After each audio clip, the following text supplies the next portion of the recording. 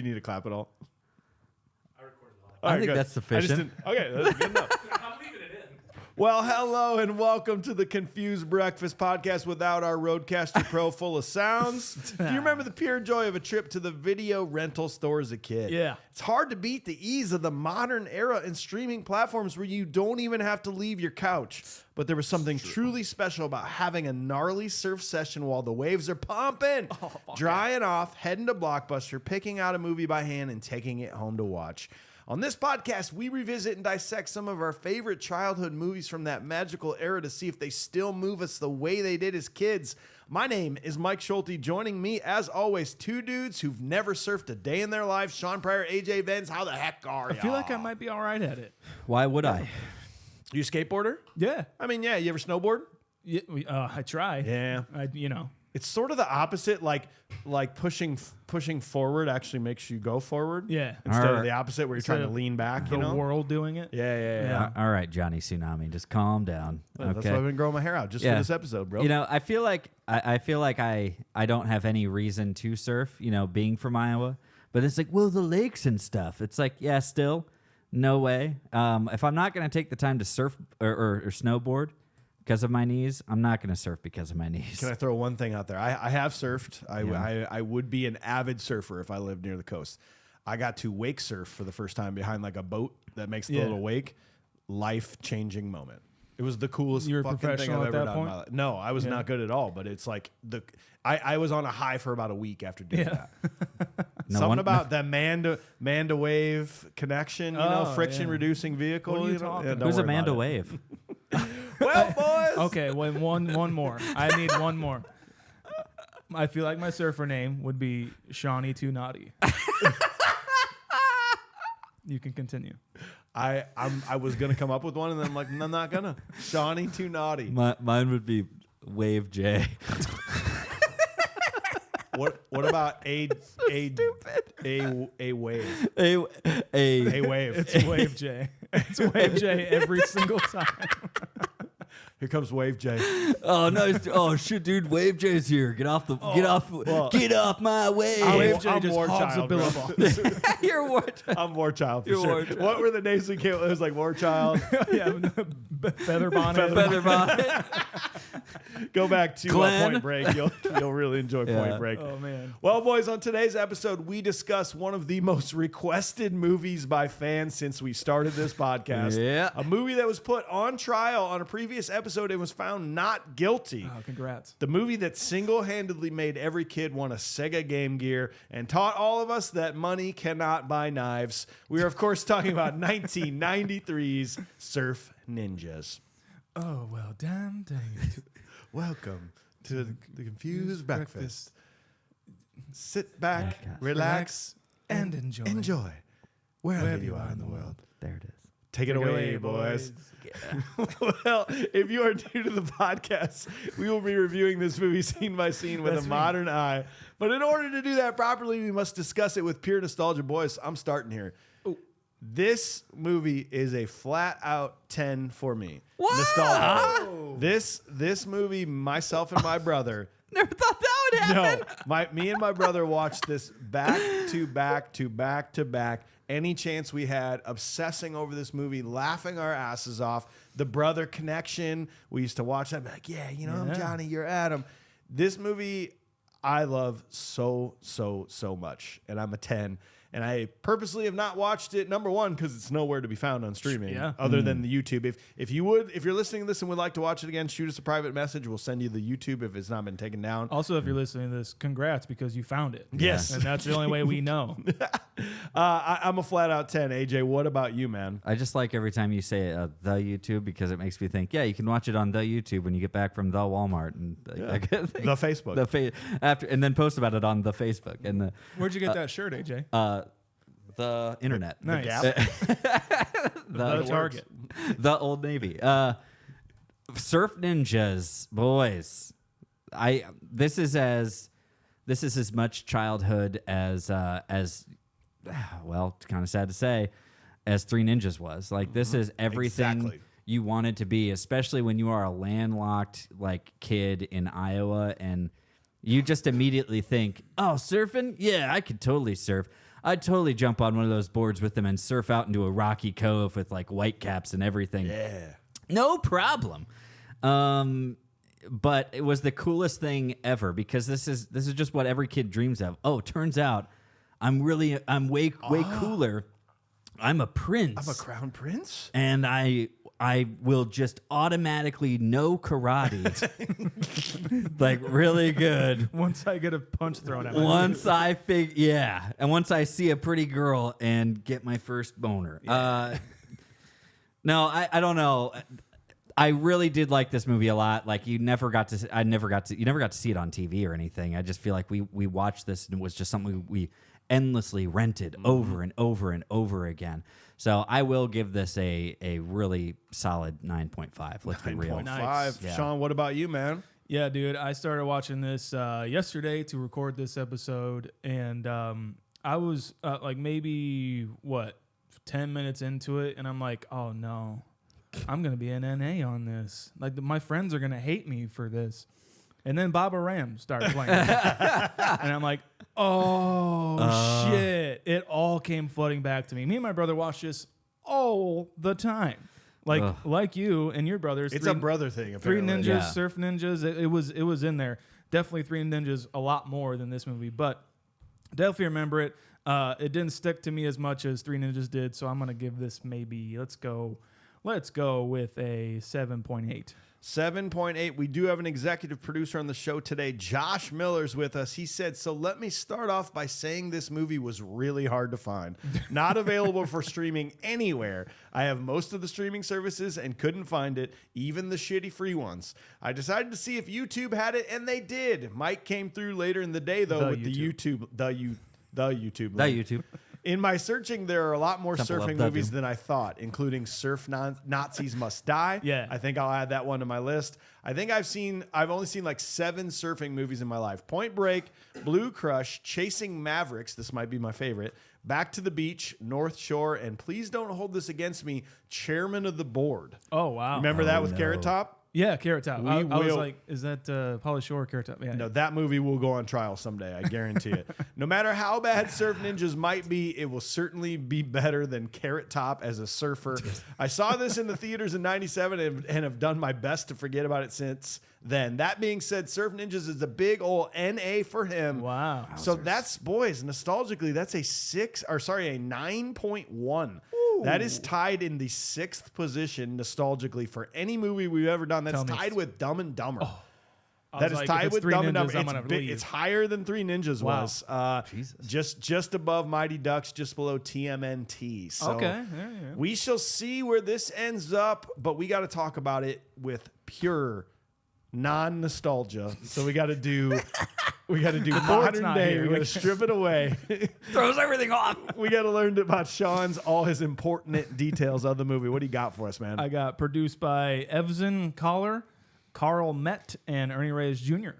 Written by Dan Gordon, who also wrote Wyatt Earp, Passenger 57, and Rambo: Last Blood.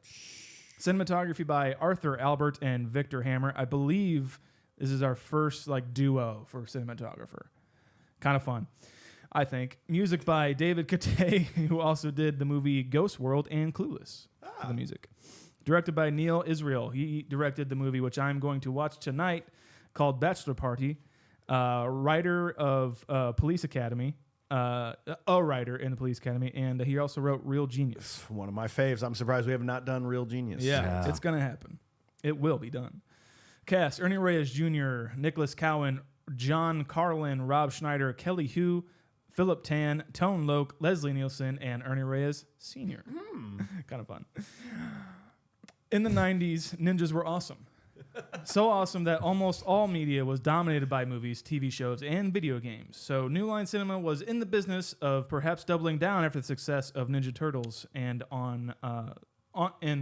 to work with Sega. They wanted to kind of do another ninja movie, but also see if we could do some video games with it. Three Ninjas was 92, by the way, so that was just right before this. Oh, okay. Yeah.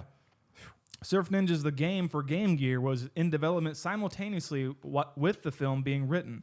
Writer Dan Gordon was actually writing scenes that would work for the film and serve as a starting point for the video game. The film was originally supposed to be like an Indiana Jones movie with surfing, but during rewrites, the film became more of a family comedy, and I guess surfing became more of a back burner too. Dan Gordon, this is really weird actually. The writer Dan Gordon has an interesting career. He wrote and directed a movie called Potluck, and when he found out that movie was being funded by the mob for money laundering purposes, he fled the country. He went to Israel and joined the military, actually making the rank of captain. Is that where he met Neil Israel? Yeah, exactly. I think so.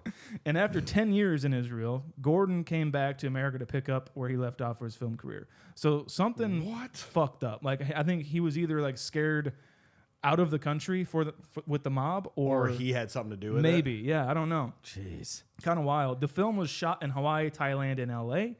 The video game Surf Ninjas was released before the film to get kids to go get the game after they had seen the film. Surf Ninjas was released on August 20th, 1993, and on a budget of $6.5 million. The film only made $4.9 million at the box office, but would cement itself in the hearts of 90s kids everywhere. Well, thanks, Sean. Up next, we got to go to AJ. He does the research for us, gives us ratings, reviews of critics and fans alike. What do you got, bro? I think the only thing I can say about this, you know what? I don't even have a good joke about this. Just do it. Just do it. Do the first one that comes to your head. The only thing more red than the sneakers he's wearing is the tomato meter. Gross. Yeah. Who needs a We box? still got it, guys. Who We still got it. Unfortunately, this is not red at all. This is very green.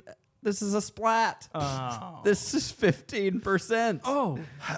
Guys, that is bottom 5 of any we've done. Encino Man being slightly better, Blank Check being slightly worse, per the critics. Oof. Bottom 5 of like 170 movies. That's. I don't know. I think I last saw that it was at 11%. So Really? some people might be bumping those Some numbers. critic Someone's might have out come there. through. Yeah. Ebert changed his mind. Yeah. He posthumously. he rolled over in his grave just Someone to come found back his for will. this, and then he rolled back over.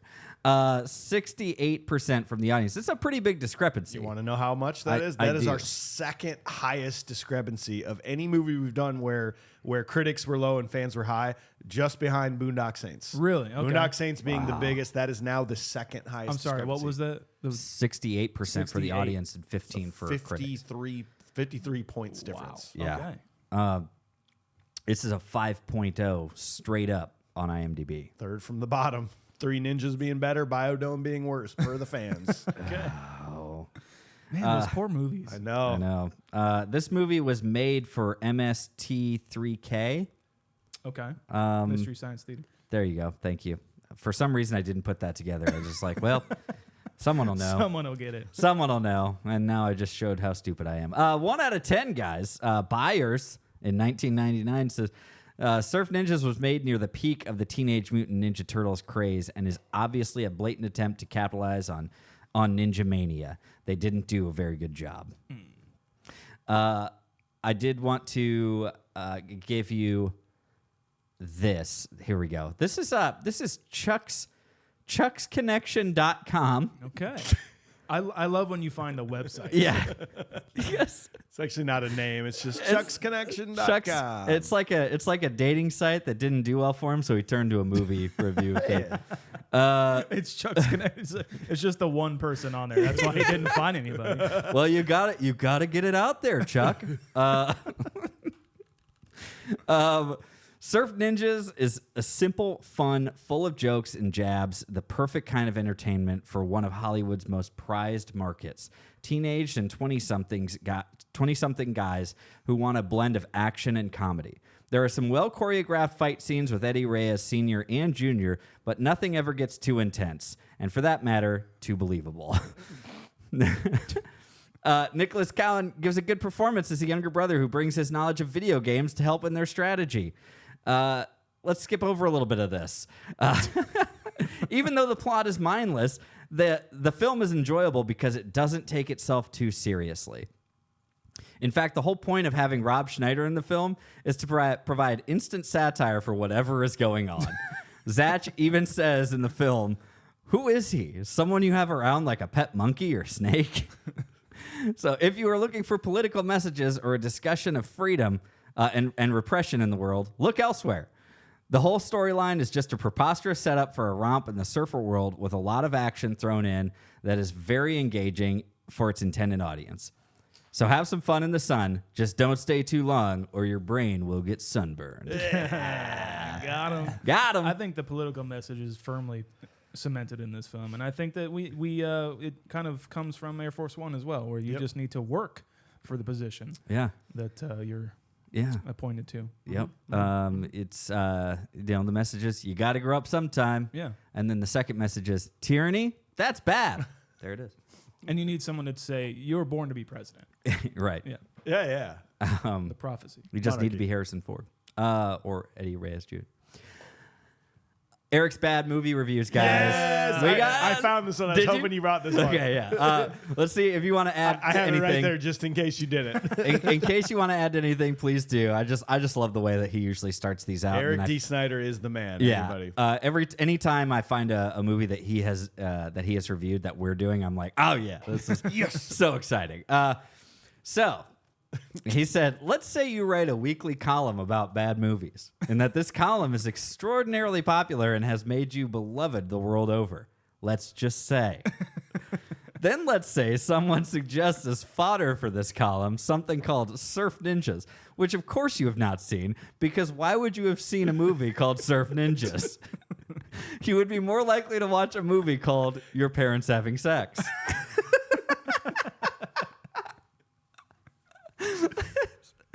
So you watch Surf Ninjas expecting it to be awful, which it is. But when it's all over, all you can think about is the title Surf Ninjas. A group of people got together and made a film called Surf Ninjas on purpose. A major Hollywood studio provided financing and employed dozens of technicians, actors, and craftsmen to produce a piece of entertainment. And the end result was offered to consumers under the title Surf Ninjas.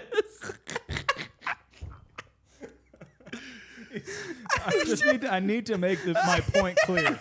Okay. All of this actually occurred in our reality during our lifetimes. Barely get through this. I just love it so much. I want him to be a guest on this podcast and just he talks and we just laugh. I'm going to skip ahead, Mike. Like I say, if you got anything else to add, please do. He said, "Oh, and the film co-stars Rob Schneider, which I probably could have mentioned up front and saved myself a lot of time. Eric's Bad Movies, Surf Ninjas, 1993. The film co-stars Rob Schneider. The end." That's it. You wouldn't think a movie about Asian surfers would involve Rob Schneider, but you wouldn't. But you wouldn't have thought a movie about Jamaican bobsled team would involve John Candy either. Life is full of surprises. They skip down. These are the kind of kids who would be followed around by a laugh track if they were in a sitcom, and who in a few years will be total potheads. You can mark my words. Yep. That's all I needed to mention out of this. Mike, if you have anything else. That's it. You got it all. Okay, fantastic.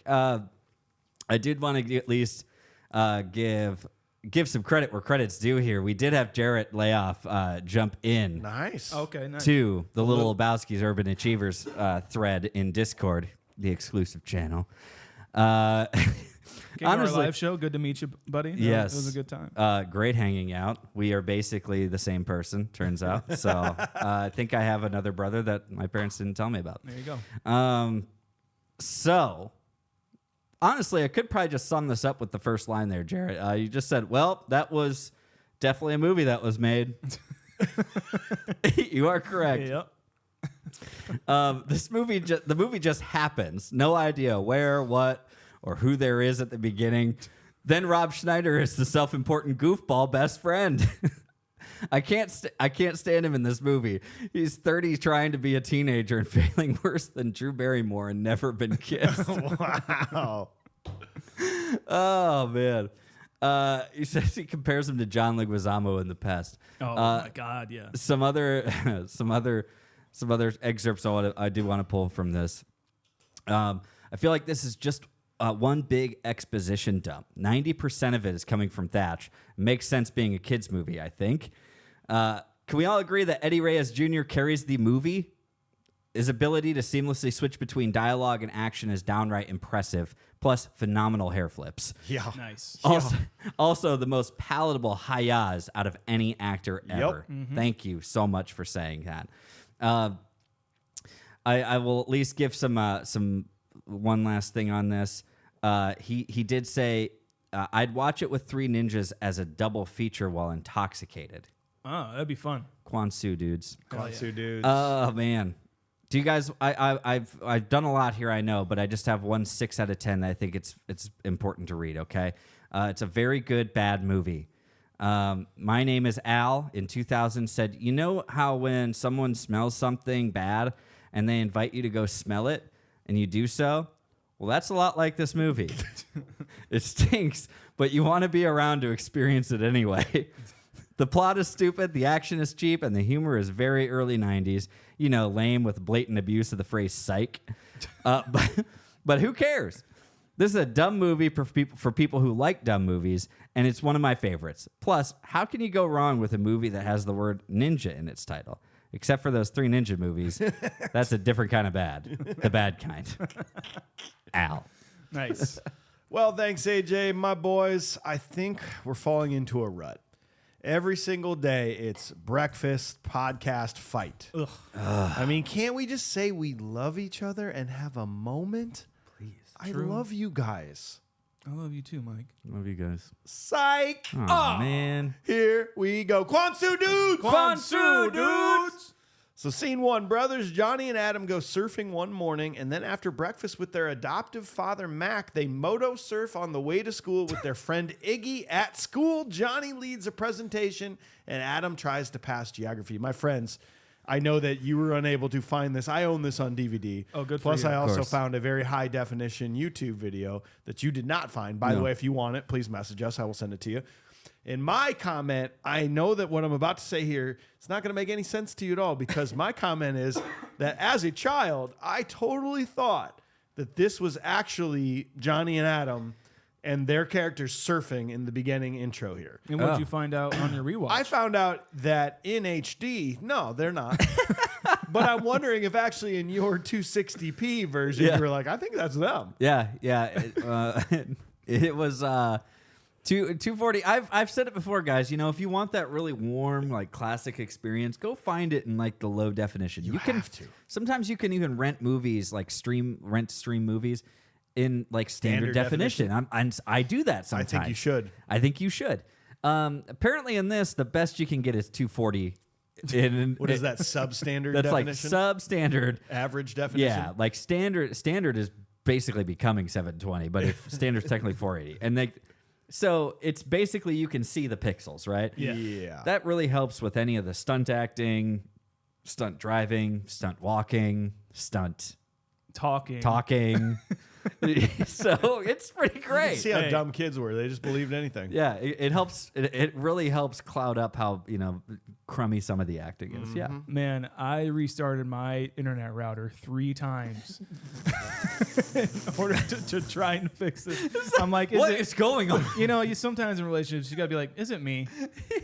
And it wasn't. It might be me. And it Turns was, out. I mean, it's not any fault on the movie. It's obviously the YouTube thing. But yeah, man, it cut through so much. Like I could see the horrible line dubbing. I could see that they were just like on a platform being like, whoa. Yeah. Someone with a bucket down the bottom. Wow, look at that shark. Yeah. But isn't that the power? We talk. I know we strip away nostalgia here, but on this I'm going to talk quite a bit about it. That is the power of movies when you were young.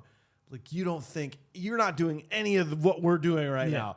you're just like, oh, they're surfing. It's so cool. I mean, it's coupled with the actual footage of actual surfers. The surfing footage is good. It's great. Like, I mean, we've done how many surfing movies? 3 or 4, maybe. Yeah, and they've all looked pretty good. And this is kind of up there with them. It's kind of porn for people like that, like the ocean, to have some sort of a surfing montage. Yeah, just give it to me. I'm sure it's porn for cinematographers who are just like, oh, this is it's one of the most beautiful looking things that you could film. Probably. There's always every surfing movie has the one shot where they're coming at you. They're in the barrel, and then they go past you, and the wave goes over the camera, and you see the water go. Because you're in it, man. That is immersive filmmaking, man. I love it. Oh man, we're gonna. Sorry, I'm just a little hung up on Sean, thinking about Sean, like pausing it. So it's like, I'll just let it buffer and I'll come back. I'll go to the bathroom and grab a beer or something. Then I'll come on back after my pizza's done. What is this, and he comes back, he's 2007? like, God dang it, what's going on? Like, let it buffer. Ugh. Katie, get off your phone. Are you on the internet? Are you on the internet? What are you doing? What are you doing? Are you streaming something too? Oh, Jesus Christ. Taking up all the bandwidth. She's definitely not watching this one with me. She's like, I'll pass. We have to talk about Rob Schneider because I'm going to talk about him this entire thing, but I at least want to get your opinions on him being introduced here as Iggy. Yeah. He, by the way, he was 28 when this is 28 years old. 28 years old when he was supposed to be a high schooler. Maybe got held back. Pretty clear. I thought in researching this is when I found out he was supposed to be a high schooler. I'm like, there's no way. Well, watch it. And then like even he has a backpack on and he's at the high school with them. I'm like, no. He's just like their chauffeur. Yeah, their college buddy, maybe a cousin or something. There's no way. And then there is a way. It's funny. Because he's the one driving. Like he's the one who did get a license though. It's like, yeah, I've been held back a bunch. It's like he's been held back, but it's fun to hang out with him because he's got a car. Yeah, he can legally drive. That's the thing. Is that one of those things? What it was called? Yeah, it's like a Volkswagen or a Toyota thing. I don't know. I've never heard. Oh, It's the same car. Yeah. I'm pretty sure. Isn't that the same car in 50 First Dates? Oh, okay. Yeah, maybe. The same model anyways? Yeah, I think you're right with it being called the thing. Yeah. So it was but we're watching this happen, and then I do think it's almost distracting having Rob Schneider on screen from what's actually happening. You know what I mean? Yeah. It's like Rob Schneider is like a ginger like high schooler. Yeah. Is very distracting. Yeah. like We can I don't know. We can go back and record if you want, but there's nothing as red as Rob Schneider's hair than the tomato meter. No. You can pop that in. We will. We'll put that right there on the fridge, Sean. Gold star for Gold you. I'm gonna say it now, and this is where it might be impossible for me to strip away some nostalgia on this. That I think Rob Schneider's the funniest thing I've ever seen in a '90s comedy. Yeah, like I this one in particular, I still laugh so goddamn hard at everything this man does in this movie. Let me like make something very clear. He's hilarious in this movie. Yes, 100%. Like hilarious. I'm saying maybe it's that fact that he is like maybe too funny and maybe too good and out of place almost. And out of place that it's so distracting from this movie. You think Rob Schneider as the redhead, way too old to be in high school, friend of the never surfers been kissed friend, yes, it's out of his league? Is that what you're saying? Well, Rob Schneider is. That's what I'm saying. A high school student. But no, I definitely see what you're saying. Like Rob Schneider is the carrot. Rob Schneider is a surfboard. Yeah. I don't laugh har at his jokes in this, but like I do. It's not like I'm repellent to Rob Schneider, but I don't know. What I'm trying to say is I don't laugh out loud at his jokes, but I love that he's here. Yeah, I really do, and I think he's great in the movie. I think anyone else like really playing a role like this, I think we get into it, but like the only example I can come up with off the top of my head is when it's like, yeah, I just found out that I was adopted last night. It's like, you're adopted last night? Why didn't you do that when you were a baby? Like that kind of stuff. No one else would like pull that off to make me actually laugh. Yes. Yeah. Otherwise, it's a dumb joke. It's a dumb joke that if this were a sitcom, like it would have been a quick laugh track. Like if Young Sheldon said that, you'd be like, Exactly. Okay. All right, let's keep going here. I guess we have to move on. Somebody said I had just got to watch like 3 or 4 episodes before it really kicks in. So let's see. I'm on 3. I haven't laughed yet. Well, season 4 is where it really takes off. God, I thought you said 3 or 4 episodes, not seasons. He's not quite young in season 4, but we keep the title going. Did you catch that little If subtle? this were a gummy, I would have given up. Do you catch that little subtle line that he says? Iggy says that his parents are are in a biosphere in Arizona. Okay, here's what I'm thinking. Oh no! I'm thinking that Dr. Noah Faulkner is Iggy's dad. And this is in 1993, so we haven't quite gotten to the big biodome that happens in 96, but Noah Faulkner's not a doctor yet. He's not the team leader yet. He is married with his wife, with Iggy's mom, in this one in Arizona, New Mexico. They're sealed up preparing for the big one that's coming a couple years later. But he starts to go a little crazy inside, just a little bit. Wife leaves him. She moves back to Southern California to be closer to Iggy after this whole thing happens. Yeah. Iggy's going to need a little help. And so Iggy hasn't seen his dad, Dr. Noah Faulkner, in a long time, obviously. You know. Yeah. So, I mean, it's clear that Surf Ninjas and Biodome are in the same. No, there's no question. There's really no question. There's no question about it. Absolutely. Yeah. I think Pauly Shore's character actually went to this high school, I think. Yeah. Yeah. I think he probably did. That means Brendan Fraser and Quan did too. Are we positive? Are we positive that Iggy isn't Steve Kooser? Can we just say he's Steve Kooser? That'd be great. Iggy is Steve I Kooser. just want him to be Fantastic. Steve Cooper. Maybe just friends with him or whatever. Yeah. I don't know why I'm not. They all having hang out in one. the same circles. Moto surfing. What do you think about it? Is this a thing? I don't think so. I don't think that I've ever heard of this ever being a thing, and I do think that they probably thought that it would turn into a thing. Yeah. But I'm not thinking it did. My note is moto surf. This is a thing. No question. It is a thing, and the idea of that is just whoa. I feel like it's one of those things that as a kid you're like watching and be like, oh yeah, that's so awesome, but then like the moment you go to do it, you realize that it's completely pointless because there's not a camera on you. Right? You're just like, yeah, this is stupid because like this isn't. It's like cruising the Ave. Like if you ever did that in your town, it's just people are going to notice you. Yeah. And it's clearly a thing in their high school because the other car is getting caught doing it. Well, Right. Yeah. Oh, they got motor surfing again. the cops got him. He's like, I wasn't moto surfing. He's like, yeah, you have these oars on you. Which, by the way, Yeah. you What don't the use fuck? oars to surf. To So surf. it's sort of weird. So But does everyone have oars in their car? Yes, to Yeah. moto surf with. yep. But surfing, you just said it doesn't involve oars. Yeah, you're thinking too hard. Yep. I am, huh? There Oh was a yeah. Tone Loc song playing in the background. Oh yeah, it was we're good. awesome. We're good. It's technically, I mean, with the oars, it's technically moto paddleboarding, but it's whatever. Well, you know. Tomato meter. So I was just in. Sorry. Huh? That's well. Yep. I was just in Los Angeles, and while I'm on the plane, I'll lie. I'm on the plane. I'm watching surfing and just laughing because I was really drunk on the plane. And then I was like, oh, I wonder where this house is that they live at, because it's a pretty cool house. It blew up. It's right there. No, it's still there. Okay. It's in Hermosa Beach, and so of course I made the trip to see it. I'm like, I got to see it. 3 hours away. No, dude, it was right. It's like 20 minutes away from where I was staying, right on this beautiful beach. That house is $5.6 million on Zillow right now. And so, like, even do the math. I mean, what's the deflation in that? 2 million? Oh yeah. I mean, if you're talking about, was this 93? 93? So we're talking about over 30 years ago. 30 years. Just in case anybody wanted to feel that for a Yikes. Oh, second. this movie's as old as 30 years ago, yeah, you would be probably talking about like a $1.92 million house. I'm just trying to throw it out there that there's some subtle things that this script is so genius for, and one of them being, it's clear the Patusanis gave Mac a bunch of money. Mac doesn't fucking make this kind of money to live on the beach. The Patusanis are funding these young kids growing up. and they didn't give him a bunch of money. They just gave him a bunch of like jewels and Yeah. gold that was they were just like, yeah, here's this. Here's this dumb set of that's- jewels. I'm sorry, it's all They we gave have. him like a chest of it, and that to them was like maybe like $10. Yeah. Yeah. They're like, this should do you. Yeah. And he gets there and he's like, I am getting hookers and blow Yeah. and buying this house.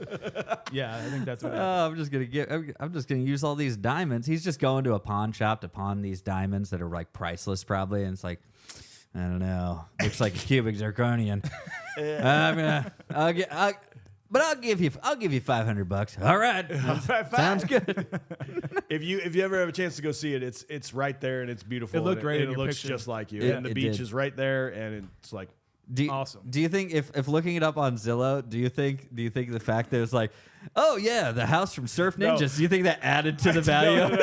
No, I sent it to my brother, and he's like, I guarantee you, no one walks past that house and goes, wow, Oh. Surf Ninjas. This isn't on the Hollywood Sights movie tour. Like it's we can call him up and be like, It's hey, not we, available anywhere. we want to think do a it's gonna be podcast available inside to your them? house because they filmed Surf Ninjas here. They're like, they did? they did. No one told you that? No, they said some movie, but we were told it was something Did different. you say surf Nazis? Yeah. I know that. I Much. know that Great one. one. Oh. Point Break? Whoa. So Baba Ram, is this song from this movie? Because that's where I first heard it.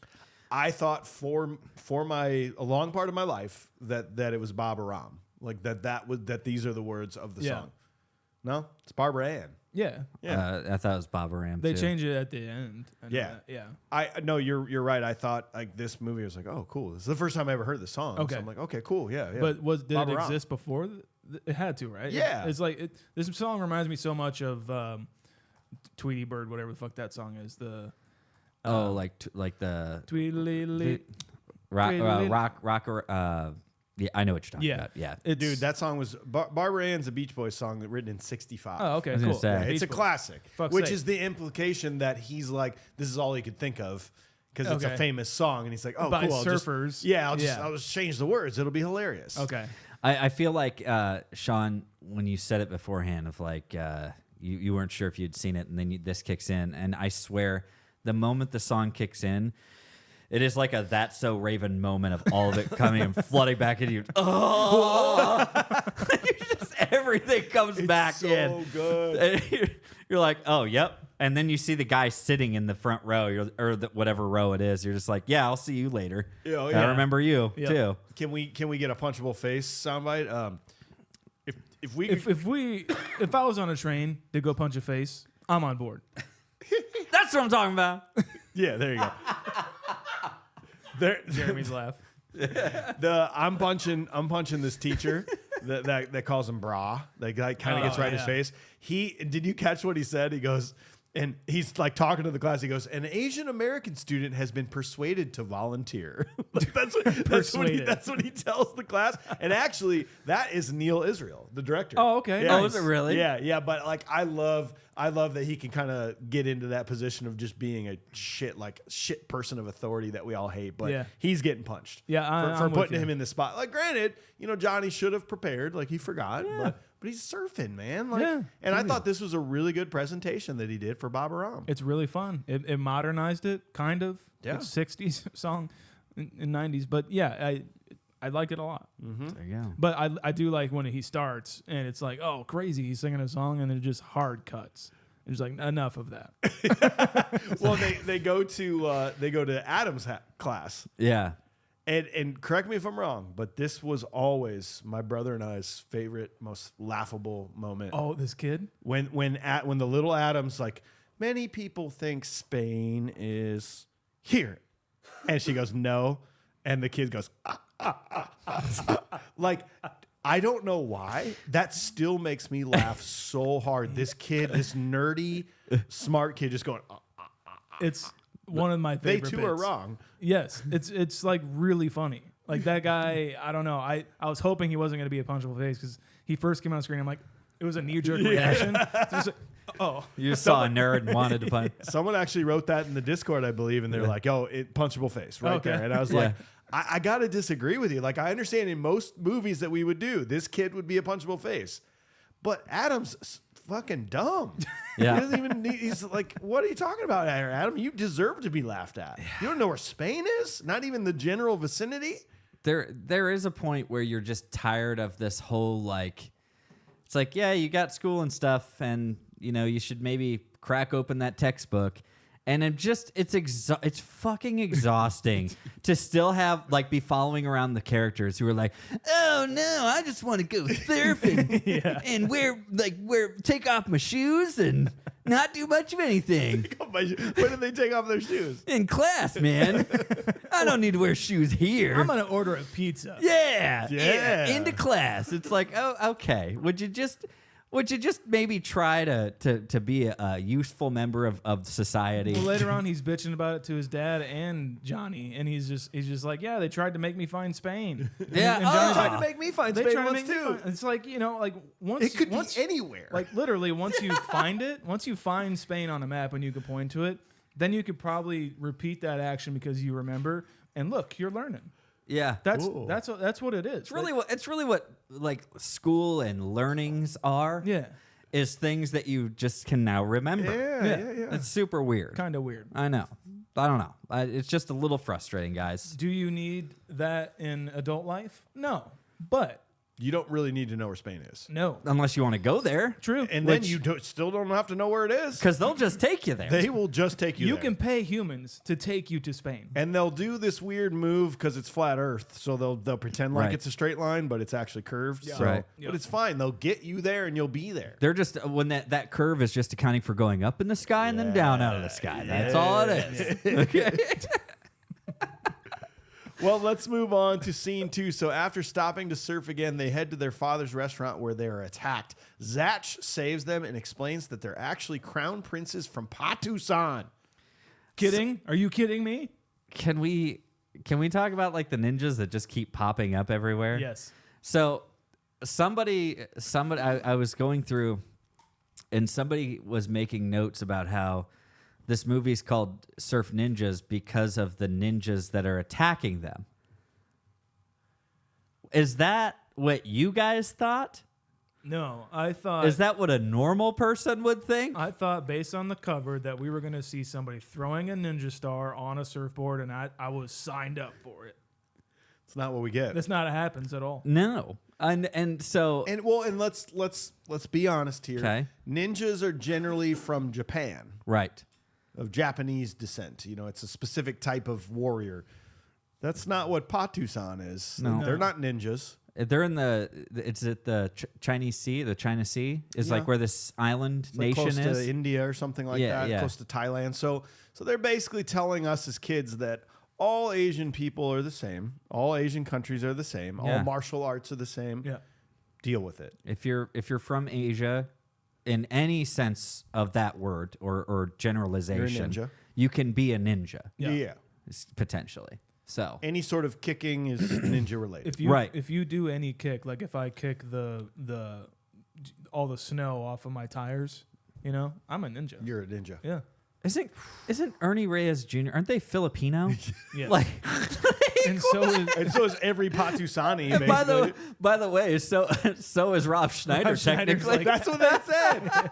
Because somebody wanted to like complain on it and be like, Rob Schneider's not even Asian. What? technically. Well, technically.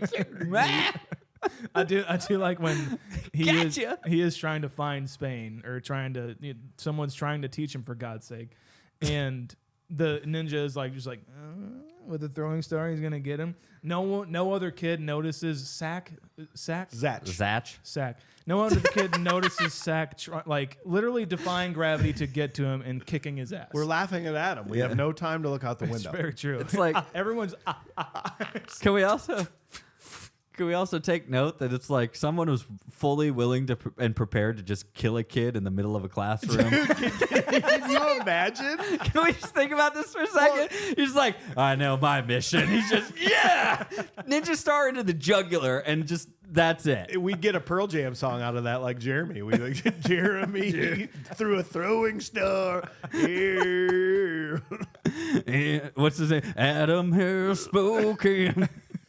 his last breath. Spoken his last breath. No, I like to think about that a lot. Like, what if in this next scene they're surfing and that dude's got a fucking harpoon gun? What if you're like taking your little baby down to the ocean, like, okay, come on, we're gonna get in the ocean, and a dead teenager washes up with a harpoon through his chest?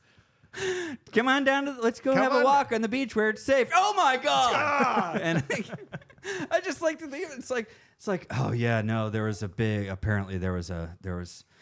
there was an active situation at the school. Oh my god, a shooter? No, ninja stars. It's like again? Like what? What? I don't know, man. Don't they pat them down now? Yeah, come on. What the hell's going on? Active harpoon gun situation down at the beach.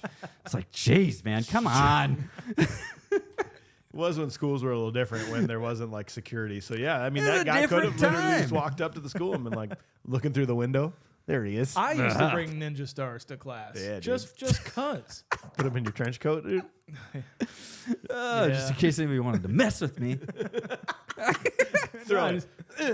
I showed them to my friends at recess. I was think a buddy of fucking mine cool. did have a throwing star once, and it's like having a boomerang. You're like, this isn't as cool They as suck. it's not as cool as people. It's like having moon shoes. Yep. You had it for like a little while and then just all of a sudden lost it because like that's just what happened to that shit when you were a kid, and or else you did take it to school and you were showing your friends and stuff, and you saw a teacher and they were coming around and you tried to hide it and you just stabbed yourself with it. You're like, well, I'm not going to play with that anymore. Ow. Oh, is that what that feels like? Dang. This wax, like this whole thing of Iggy not surfing and putting the wax like, hey, all right, later. Yeah. And they're like, well, you're not coming. Yeah, I got to put the wax on the old manned-away friction-reducing vehicle. Yeah. And like his board is just full of chunks of Looks wax. like barnacles on it. Does, dude. Like this is so funny to me. Yeah. That then when they finally get out of the water, he runs past them. He runs right between them. And they go, Iggy, we're leaving. He goes, oh, no, I was just going to get in. Well, next time we're coming early. Like, tomorrow we're coming thing. early. First thing, man. Like that kind of reminds me of being young too, like where you're like want to do something because your buddies think it's cool, but you're also like, I don't really know how to do it, but I'm pretending like I know how to do it, so I'm just gonna do this real quick. And I this is one of the funniest bits of the movie for me, like this whole waxing the surfboard thing. Yeah. we it is should, pretty good. We should totally go climb that tree and stuff. Yeah, I'll be right there. I just got to make sure my shoes are real tight. It's like Oh. what's his name in Out Cold?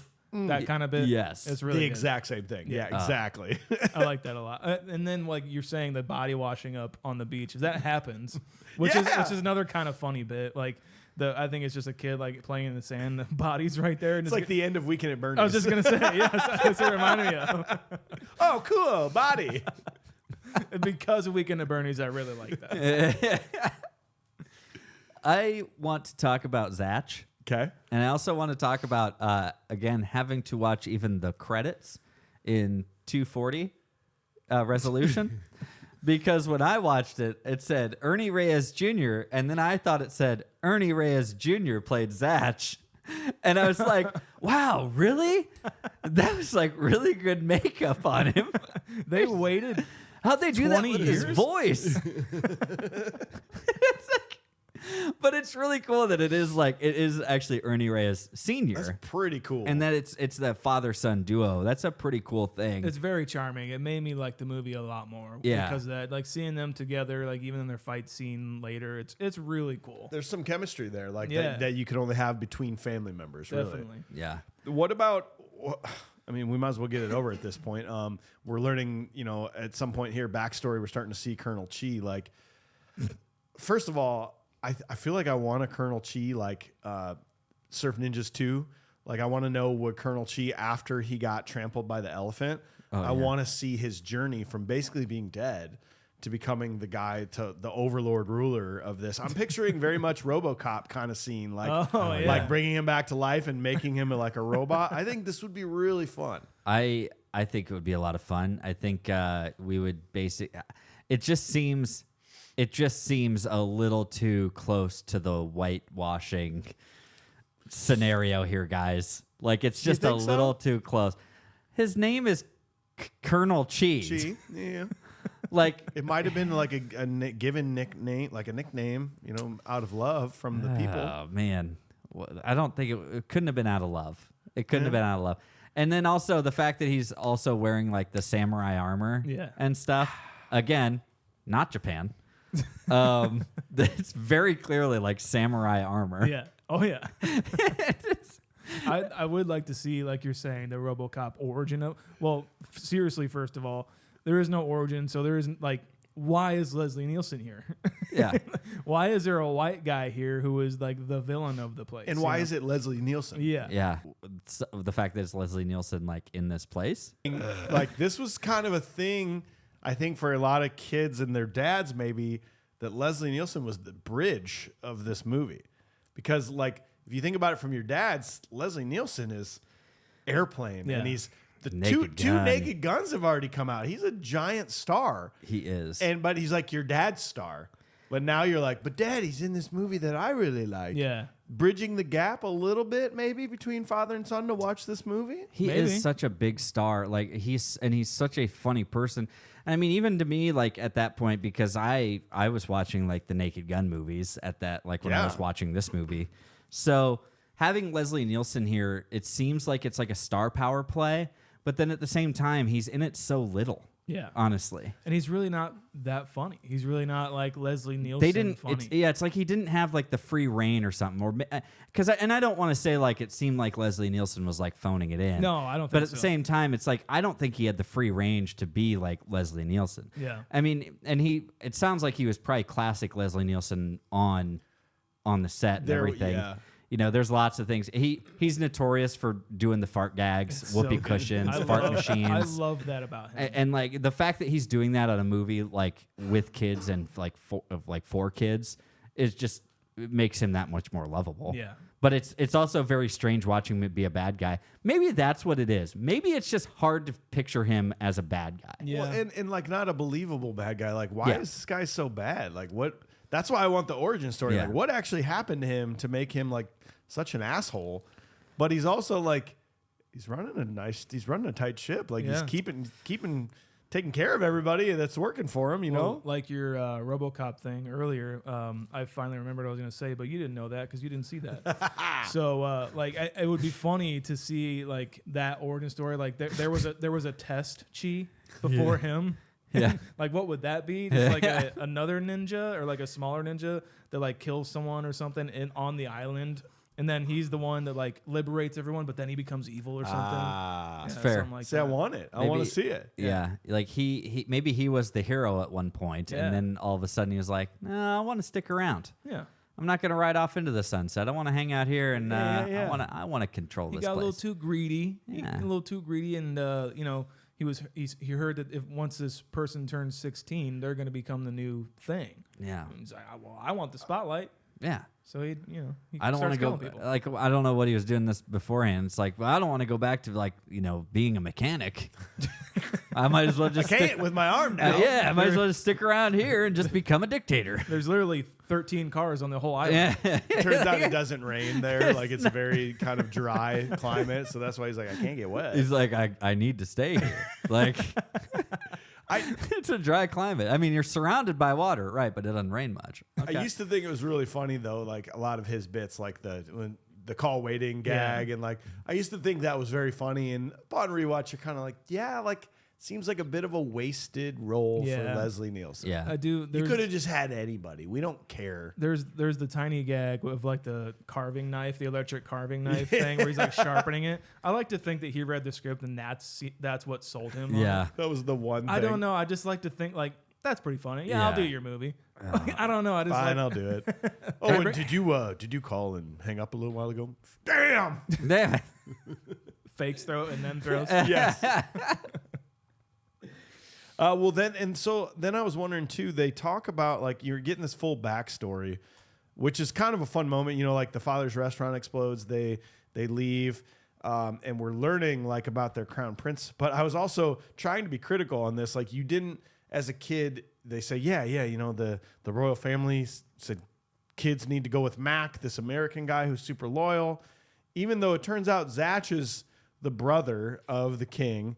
And also, he's bloodline to these kids, and he's super good at being a warrior. Like, why doesn't Zatch just take them and go to America? Or Yeah. leave?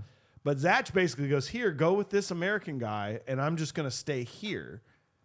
But then he's like, doesn't the island just get fully taken over? So then where does Zatch go? Yeah. Yeah. Where's he been this whole time? That's And what so- I'm saying. So Zach needed these two kids to fight Colonel Chi. Yes. yeah. It's a good That's point. what it Like, seems. well, it's like he needed them to like make the case for like the bloodline or like for the proper ruler to come back. But if he is blood, like, or the brother of the prince, it turns out at the end that he's the brother. So it's like, if he's blood, like, why wouldn't he just go back and like usurp the throne for himself if he's such a good guy? Or maybe, hear me out, he just like lives with them in America and trains them to be warriors instead of just like, oh, you're a warrior now. Why not? Like, why don't they just learn from Zach for the next 13 years so that then, and when they're 16, they can just go and take care of it. Well, I will. I'll tell you what. If we go into scene 3, I'll tell you why that didn't happen, Mike. Well, and then when we get there, like that probably should have happened because he fucked everything up. Like your first idea to get rid of these ninjas is to blow up the fucking house. We haven't even gotten there, bro. Oh, okay, sorry. He definitely destroyed Mac's fucking restaurant. Yeah. His fake little money laundering restaurant that he has because he has all this money from Patusan. Yes, Right. Burger restaurant can afford a $2.3 million house. Come on, bro. bro. Beachfront property, get out of here. Are you the Burger King? Yeah. I don't think so. Is that who you are? I do love those two dumbass like older servers that come up. They're like, "Hello, are you open?" These guys have the best burgers, and you know it's good because the cops. The place is destroyed, and the windows are blown out. And they're like, "Hello." Typical LA, bro. Well, let's move on to scene 3. So the cops arrive and agree to keep a lookout on the boys. However, Colonel Chi's men attack their house. Zach arrives to save them, and they go find refuge in Little Patusan. Johnny meets his future bride at a ceremony, but the bad guys show up and attack them. The boys begin to develop their skills and fight them off. Colonel Cheeseman. Sorry, like that. That's it? Colonel Cheeseman. Colonel Cheeseman. Wow. That's fun. That's fun. really It's a fun one. It's a fun one. I was hoping you were going to pick up on that. Well, you know, Did you guys notice while Sack is fighting, he says like "ayah," but he says "ayah" like "ayah skateboard." He does? Did you hear him say? No, that was one of the men. The one of the men goes, skateboard, ah. Well, he's like "ayah skateboard ah," and he's like fighting him, and then he's like "jukebox ah," like as he's throwing him into the jukebox. I think you got the wrong audio. Really? Man. Yeah, I think he's maybe. Are you sure? Maybe he's just. It's like he's casting spells. Oh, You know, he's like I'm gonna. But in reality, like in our world, he thinks he's using magic, but we're like, those are just everyday items, bro. You can't cast spells with those. Oh, so he's Maybe like, that's what it is. jukebox. Like I'm making a jukebox show. I was like, Right. that's been there for literally 60 years. It's been there for a long time. Yeah. Yeah. Okay. It's actually old, and you destroyed it. That's kind of fucked It's up. kind of an antique. But I have to say this about the about why not just live with Zach, right? Yeah. As you were asking, turns out he didn't need to train them, Mike, because eventually, whenever it was going to happen, whether Zach showed up or not, they were going to develop fighting skills, whether they liked it or not. I think that was honestly going to happen. Well, they're in high school. You have to develop fighting skills. Yeah, you do. But and that's what I'm saying. It would have been like more of a Spider-Man, or it's more of a Spider-Man origin story without the spider bite. Like, think of it this way. Think if none of this actually happened, right? And then Ernie Reyes or Johnny or whatever, Johnny Tsunami, is literally about to get punched in high school, and then all of a sudden develops these fighting skills and like kills someone, right? It's just like, yeah, there was a brawl down at the high school today. Apparently 3 were dead because of these newly developed fighting skills of Johnny Tsunami. That's what would have happened. From Patusan. He's a crown prince. Yeah. That did not know where he came from. Zach doesn't teach them shit. No. At no point do they ever learn how to fight. They just automatically do. His fists and like his feet just have brains of their own now. This is just what it is. I didn't like that as an adult. As a kid, you're like, this is so cool. So he's awesome. He's becoming his destiny. Yeah. And it kind of teaches you to think that like, oh yeah, you're gonna be a famous rock star. So like, it's just gonna happen. Eventually, you're just gonna know how to shred guitar. Yes. Like that's what you're gonna do. It's a bad thing to teach kids, I Yeah. think. But it is really fun though.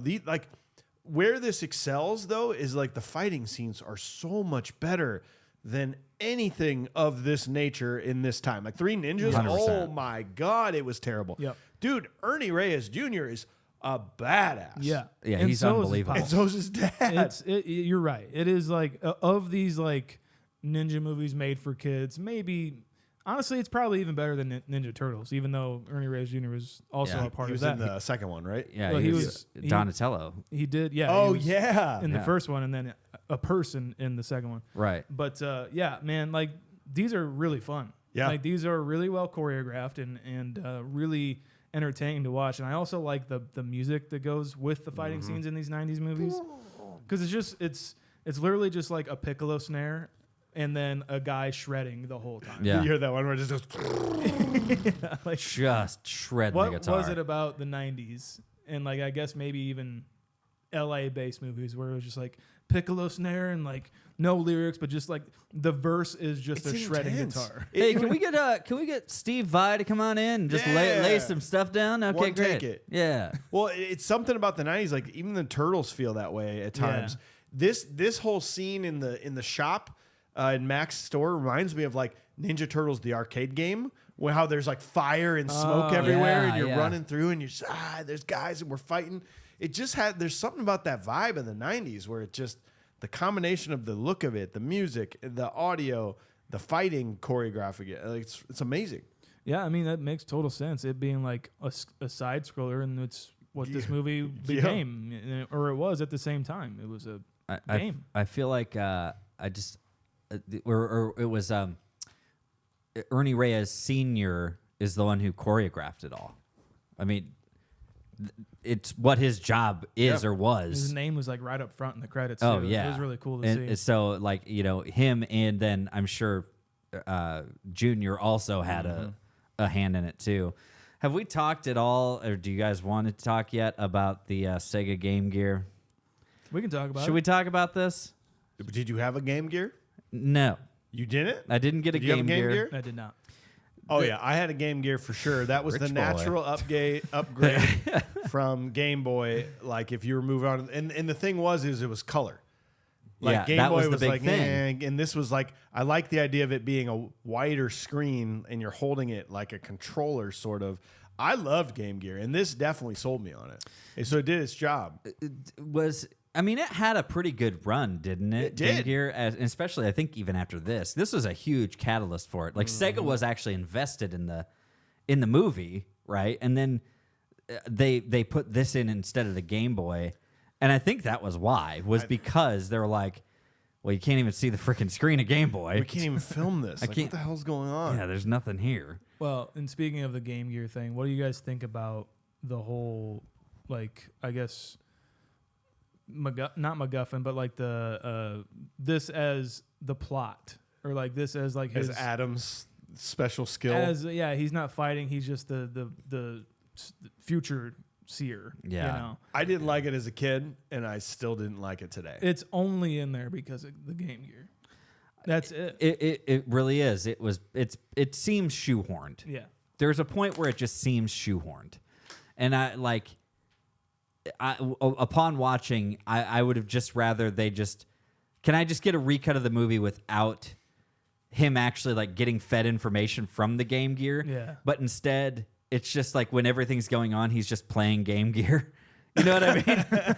It doesn't And he show goes, that. and they're like, "Help us out, Adam." He's like, "Hold on, pause." He goes, "Oh yeah, get the octopus. It'll be fun." Yeah. And it's just like that would have been funnier. Yeah. I think. Or like creepy, like his eye. He goes under the table and his eyes gloss over. Yeah. White, and he goes into a dream world where he can like sense everything and he tells everybody everything. And then he wakes back up and he's And the he only goes, one I there. saw the future and I'm ready to go. Yeah. Oh So- shit, the fight's over. Like Game of Thrones. Yes. Gotcha. That's what I want. Gotcha. Okay. He's a crow guy. He's a crow. Crow. The Crow. Nice. Oh, great movie. Yeah. I can't wait to do that one. Nah. Yeah, like I do. Why is there a place called Little Patusan? It's awesome. Did we isn't it? just talk about that for a second? It's like, Again, we're just being like, well, every Asia country has their own little oh yeah. thing in LA. Well, we're going to there's Little Japan, Chinatown, Little Korea, Little Patusan. Here we go. Patusan. Patusan. Yeah, Oh, great. dude. We made it. It's just, They got the best food in LA, but don't have the chicken. Take a left at Medium India, and if you if you get to Big Israel, you've gone too far. Like, what's going on here? Whenever anybody's visiting from out of town that I know, I always point them to Little Pa Tucson in Cedar Rapids. They got the best chicken and waffles, man. Yeah. They really do. So, And I'd like to picture that you are, let's just say you're on a date night and you live in LA and you're not of Asian descent, but you're like, we really got to go to Little Pa Tucson tonight because we're going to have a special dinner. They make this amazing stir fry. And you show up on the night where they decide that, that Johnny shows up and they're like, oh, well, the Crown Prince has returned. So our entire restaurant is now a wedding ceremony. right. and all of our staff has to work it and play xylophones and do music. So like, That's I'm it. sorry, you're not going to get your food. It'll be fun to watch. It's a Dang great it. ceremony, but your food's not coming up. Yeah, sorry. Sorry about Guys, that. we just had this whole thing drop on us. Unfortunately, actually, Fortunately for us, fortunately for us, our island nation is saved. But unfortunately, your dinner has not been saved. We had to give that away. the Crown Prince wanted your meal. So Is that the one that he just started a food fight with? Because I'm a little disappointed. That's it. What about something that you could only say in the 90s, maybe up to what? When did they go away? 2001-ish? No, 2007-ish. Like the first thing he says to a woman is, "Want to go to the mall later?" Want to go to the mall? Man, that'd be that's awesome. like, maybe like 2005, 2006, I think that 2007. tops out. Yeah. Where the first thing you're like, where are you going to take? Well, you're a teenager. Where are you going to go on a date? The mall. Yeah, it has everything. Not anymore though. No. Lovable face. I'd like to make an offering to this Gumbe, the old man. Oh yeah. Like he's, you do not need to worry. You will be married. Like I just love this old man Yeah, somehow, he's man. cool. He's stoked. Gumbe. Gumbe. Gumbe, yeah. Is that not to be confused with Gumby, And the guy who Pokey? plays the gong? Yes. Yeah, No Teeth Magoo. I would call that guy Gumby. That's not your lovable face. Well, who? The gong guy? Yeah, the gong guy. Gong guy is not my lovable face. All right, all No, right. my lovable face is the Bob Aram guy. You like that guy. Yeah. All right. At the end. At the very When he's end. nice, yeah. It's great. After his fight in this restaurant, I do like when he's just outside. He's like, "Yeah, I love this." His legs. leg moves around. Yeah. Yeah. It's like it seems like his first take on the first day. Like you just got done fighting. Yeah. So and then this girl's gonna come up and talk to you after this. So act like you just got done fighting. Okay, action. Yeah. Oh, I yeah. love this. Oh, look how my arm works. It's like, again, waking up and knowing how to play the guitar. And you're like, Yeah. fuck yeah. Yeah. This. Wow. Wow. Yeah. Cool. Wow, man, Oh, that's hi. amazing. Oh, it's you. Hi, hot person. Hi, wife. There's another, I'm just going to keep dropping them in. These Rob Schneider lines, it just increases as we go. When he's standing outside the restaurant talking to the cook, and he goes, even though they tell you not to put MSG and you still do. You still I knew it. Yeah, And he goes, yep, I knew it. That is my Why favorite is that? line. For some reason, it's like even when they tell you. And why and you don't understand that as a kid. No. It's not funny at all as a kid, but they're just like, this is too funny. We have to put this in there. It's Because the like- guy goes, and he goes, yeah, I knew it. It was basically. It seems like the same thing as, hey, we're gonna do this SNL sketch, Rob. Yeah. And just say something kind of funny before we start the full sketch. Before we start that. Yeah, Yes. but we'll kind of roll into it, and we'll just kind of be the end of the conversation. And then he says that, and you're just like, "Oh my god, that's funny." We're leaving. I'd that. like to think most of the things he said in this were probably not scripted. I think so, especially that. I don't know. It just seems like such a improv stand-up comedian thing to say. The fucking Uncle Iggy bit where he's Scottish and That he's in a was- wheelchair. That was like when he started shaking around his leg. I'm like, oh fuck, dude. What he goes, This is don't funny." make me beat your ass with a leg that no longer works, because I'll do it. And he even says, it had to be a tribute to. He goes, I'm 37. You know, and he's I'm like definitely 37. Yeah, because he's so old. He's 37. Like, I think that's a tribute to Monty Python and the Holy Grail, where they're like, "Excuse me, old man. I'm a woman. I'm not old. I'm 37." I'm 37. Like, for some reason, that number 37 always sticks in my head on that. Yeah, But because Rob Schneider is taking all of his is inspired by the greats. Of course. that's just Yeah. what it is. Can we talk about Tone Loc? we have to. Oh. So also on Blank Check. Like This- he was just all around in these movies, and I love him. I love him in these movies. Per the Jarrett Layoff Confused Breakfast actor database, he is our #1 from this movie. This is his 3rd role. Wow. Yeah. Blank Check, Ace Ventura. Oh, that's right. And Yeah, this yeah, one. duh. He's so good as an actor. He is. And that voice, like, you know, I tell you, man, he's probably laying low for a while. Like he's just laying got, low for a it's while. you can feel the bass coming out of these shitty speakers on your phone, just like, damn, bro. Yeah, it's like I'm pretty sure this is the role that inspired Ice-T to be on Law and Order. You think right? so? Like, Oh my God. Oh Okay. man, like it had to have been. Tone Loc as this detective is phenomenal. Why didn't Tone Loc go on to do Law and Order? I don't know. That would have been phenomenal. He needed his like 37 season show. Oh yeah. Yeah. He just needed something that was going to keep feeding him. And I'll be honest with you, when he would say like the line like, "Brothers don't surf," and I was always thinking as a kid, I was like, well, they're brothers, they're surfing. I thought he was talking about the two You're like, no, brothers. sir, they actually do. Look, they're proving you wrong right I now. was like, yeah, they do. It's like, Siblings can in fact surf, Tom. I never thought it You're was looking that at your way. brothers like, I was like, you mean we can't surf anymore? That's like when I first heard the term serial killer, I thought it meant murderers who kill people who ate cereal. yeah. Serial killer. I thought it was just like they just like ate a lot of cereal really fast. They're just killing that cereal, dude. Murdering it.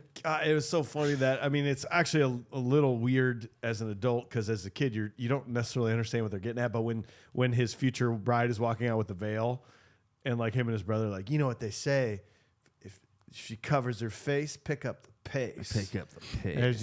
you better bail. If she's wearing a veil, you better bail. And then Rob Schneider's like, you know what they say, if she's got a veil, she's probably not very attractive. Very attractive.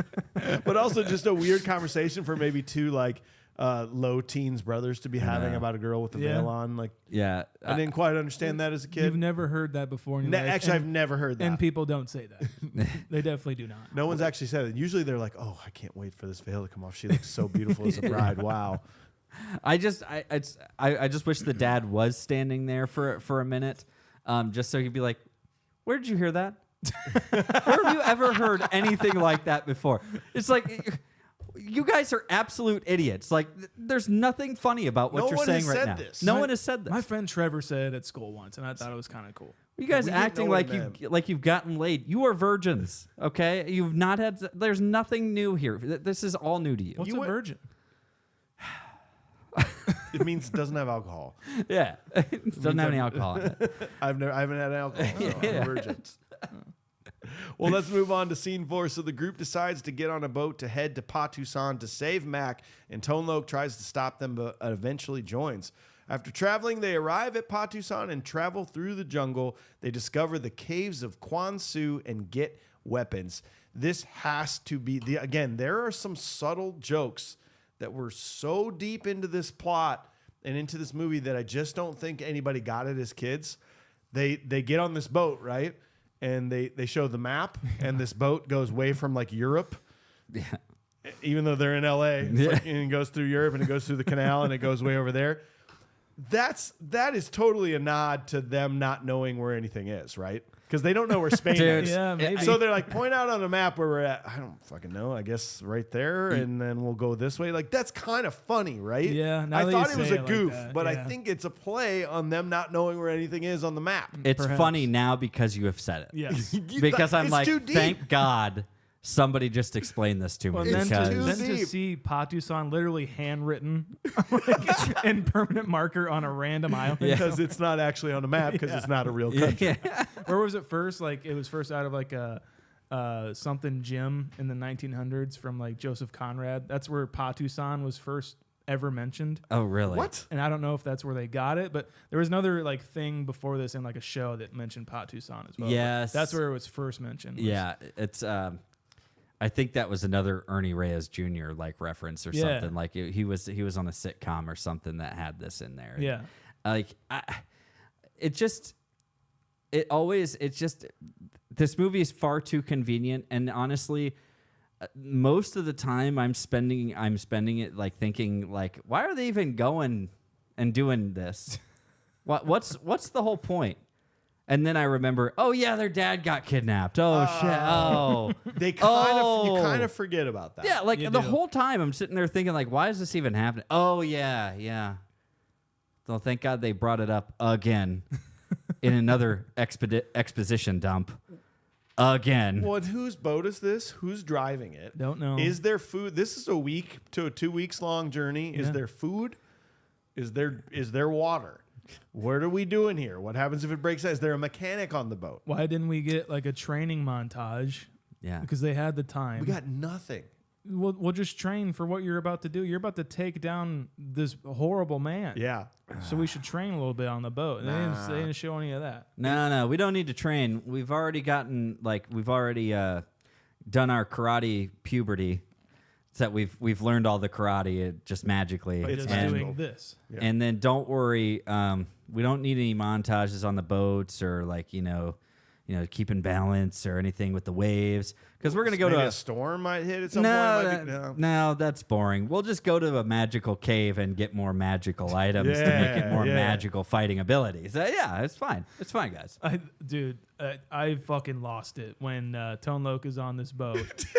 This is a good bit. And this is just an excuse for the script as well, just to be like, why is Tone Loc back?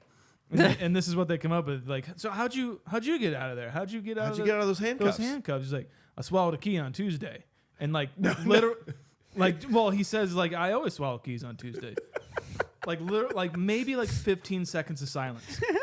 And like, so anyway, They don't understand. it was so fucking good. Like I thought that bit was hilarious. I did too, and I don't swallow know. it every Tuesday. I don't know if it was intentional or not, but I loved it. Like, what the hell did you just say? And like, even like, it's almost like he just said that, and they didn't read this far into the script. So he said that, and they're like, "All right, so we're gonna go to Potty's." Anyway, I felt like it was my destiny.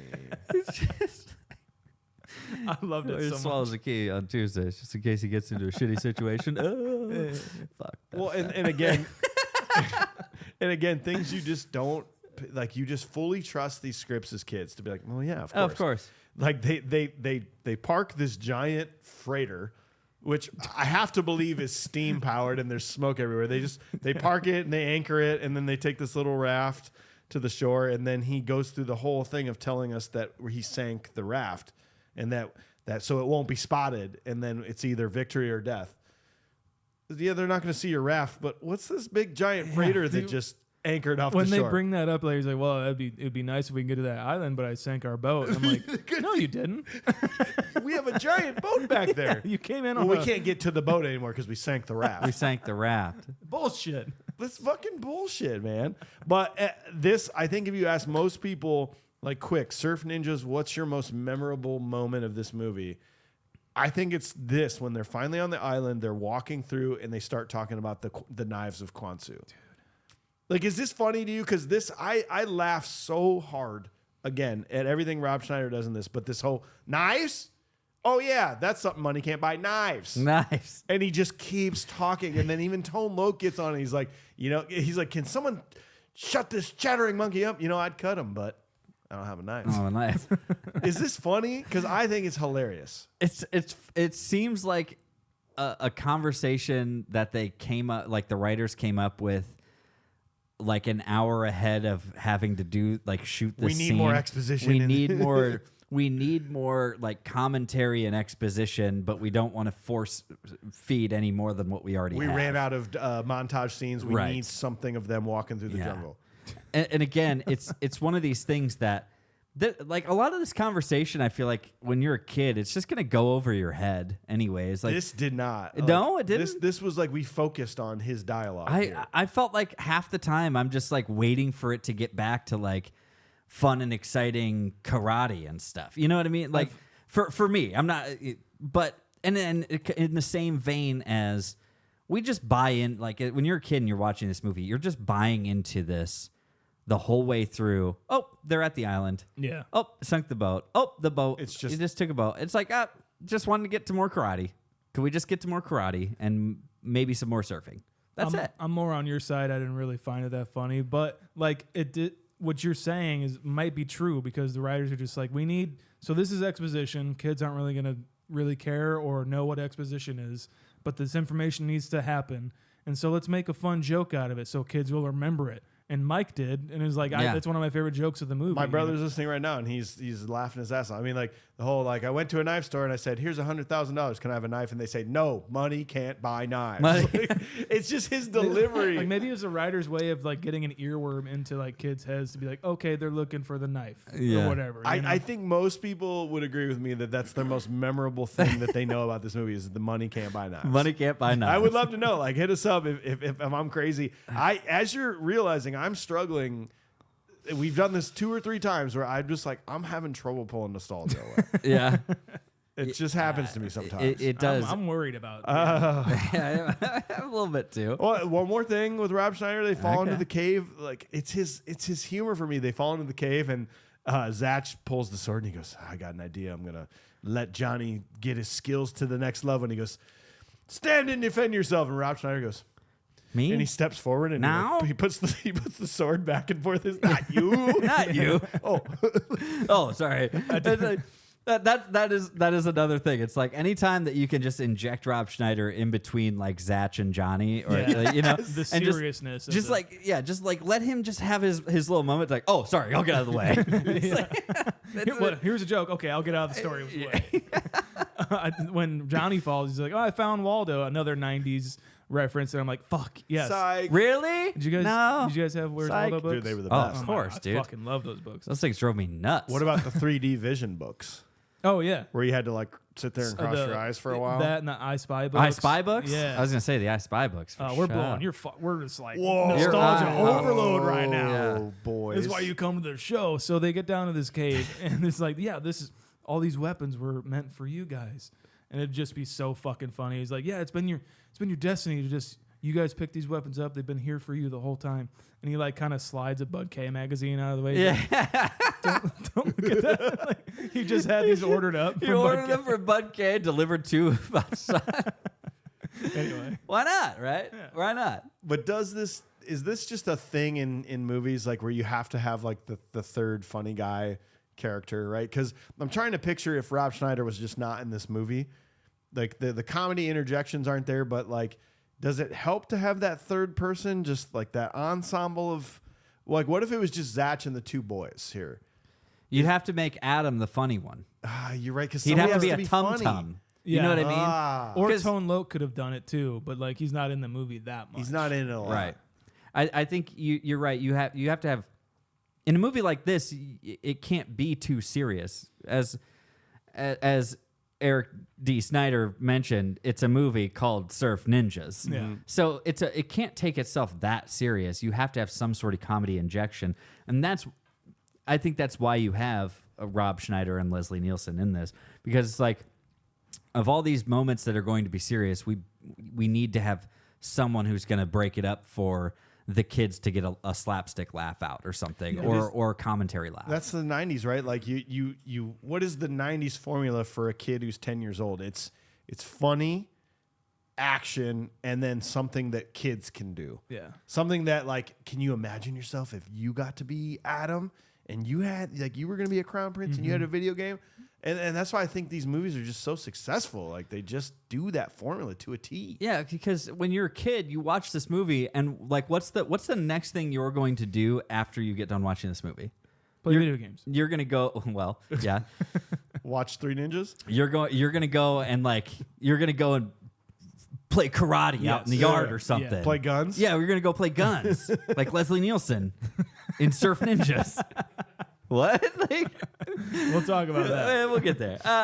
But I think that's what you did as a kid. You're like, oh, you were all hyped up after watching a movie like this, and you just want to go and play like karate, you know, with your friends and fight invisible ninja bad guys. Yeah, you know what I mean? You're right. It is like the unbelievable nature of like a mundane normal life turns incredible all of You a want sudden. this. You know, my grandpa is a ninja warrior and taught me and my 2 other brothers that'd be so karate. You know, or this where like I am actually a prince in this one weird island that no one's ever heard of. Yeah, You know, it's so weird. Like I live this shitty life where my dad's a millionaire and we live right on the beach and I surf every morning. But Yeah. man, I want more. But yeah, it's such a mundane lifestyle.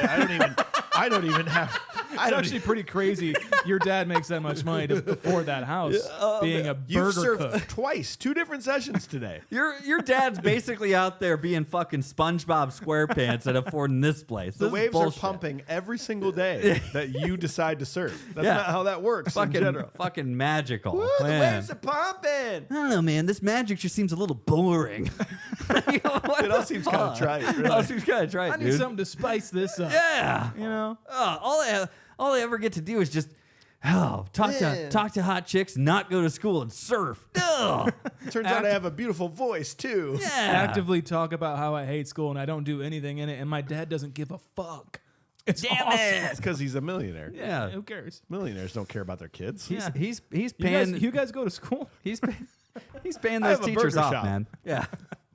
Well, let's go to the final scene, kids. So the group is accidentally caught by the army. Adam helps them escape, and the revolution begins.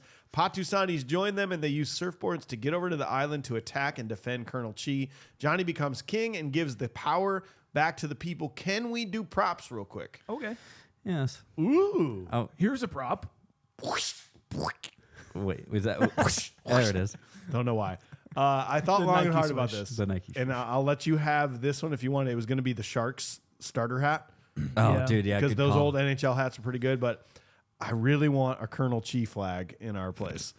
The Colonel Chi flag's pretty cool. It is It's pretty got his dope. face on it. It's like it's kind of yin yang face, Yeah, sort of. that's really good. I think we could hang a Colonel Chi flag in I here. feel like the problem is that that's to some folks, Oh, you're right. to the people of Patusan, that's basically a Nazi flag. yeah, it's like So- putting up a Che Guevara Yeah. face up. You're like, well, well, well. I don't know. It's like a Confederate flag. Well, It's like is that the same? I think it's kind of a similar thing. It's like, yeah, it was about more than what you're saying, okay? It was No, but it's funny. It was about more than states' rights, okay? A guest comes in here. Sorry. A guest comes in here from Patusan and sees that flag. Yeah. And they're just like all cheery, and then they just get not cheery. And And they're they're- all depressed. Like, what's wrong? He's like, is something bothering you? And they look at the flag. No. Yes, something is bothering me. It's just a prop from a movie. It's just a movie. Not to you. to Oh, me. Yeah, well, it was a documentary for me, if you don't mind. I lived it. I okay? li- What props do you guys want? I want the I want whatever, a sword. whatever headband they have. I want Official headband of a Patusani warrior. that sword that he has is I always thought as a kid that was like the coolest freaking sword ever. Like that gold handle and hilt, and like the handle was almost as big as the blade. You know what I mean? Like there was something oddly proportionate about that sword that I thought was dope. So, and I always wanted that Hanging as a kid. on the wall. Oh yeah, like it would totally be up there, so I could come in and then reminisce for like 25 to 32 minutes, like in Bloodsport, and So you can walk in wearing the wrong team hat and jersey. yeah, Yeah. It'd be like I'd be wearing like a Sharks hat and an LA Kings jersey, and It that's says LA on both of them. yeah. I mean, it works out, I think. I'm a fan of LA. Yeah. I like L.A. I'm a big fan of San Jose Yeah. and LA. I like California. is good for me. Yes. Can we talk about his potential wife Yeah. a little bit? So they're trying to like get away, or they're like sneaking around, and like she does her. They fell down the hill. Yeah, and so she does her like, I'm a woman magic, pretty much. And then later on, he's like, "What'd you say to them? You'll find out on our wedding night." It's like he's not even 14 yet. Well, and that brings up a question. So, as a 10-year-old kid, what do you think she said? No, for real. Like, what as a 10-year-old kid, what do you think she said? There's candy down there.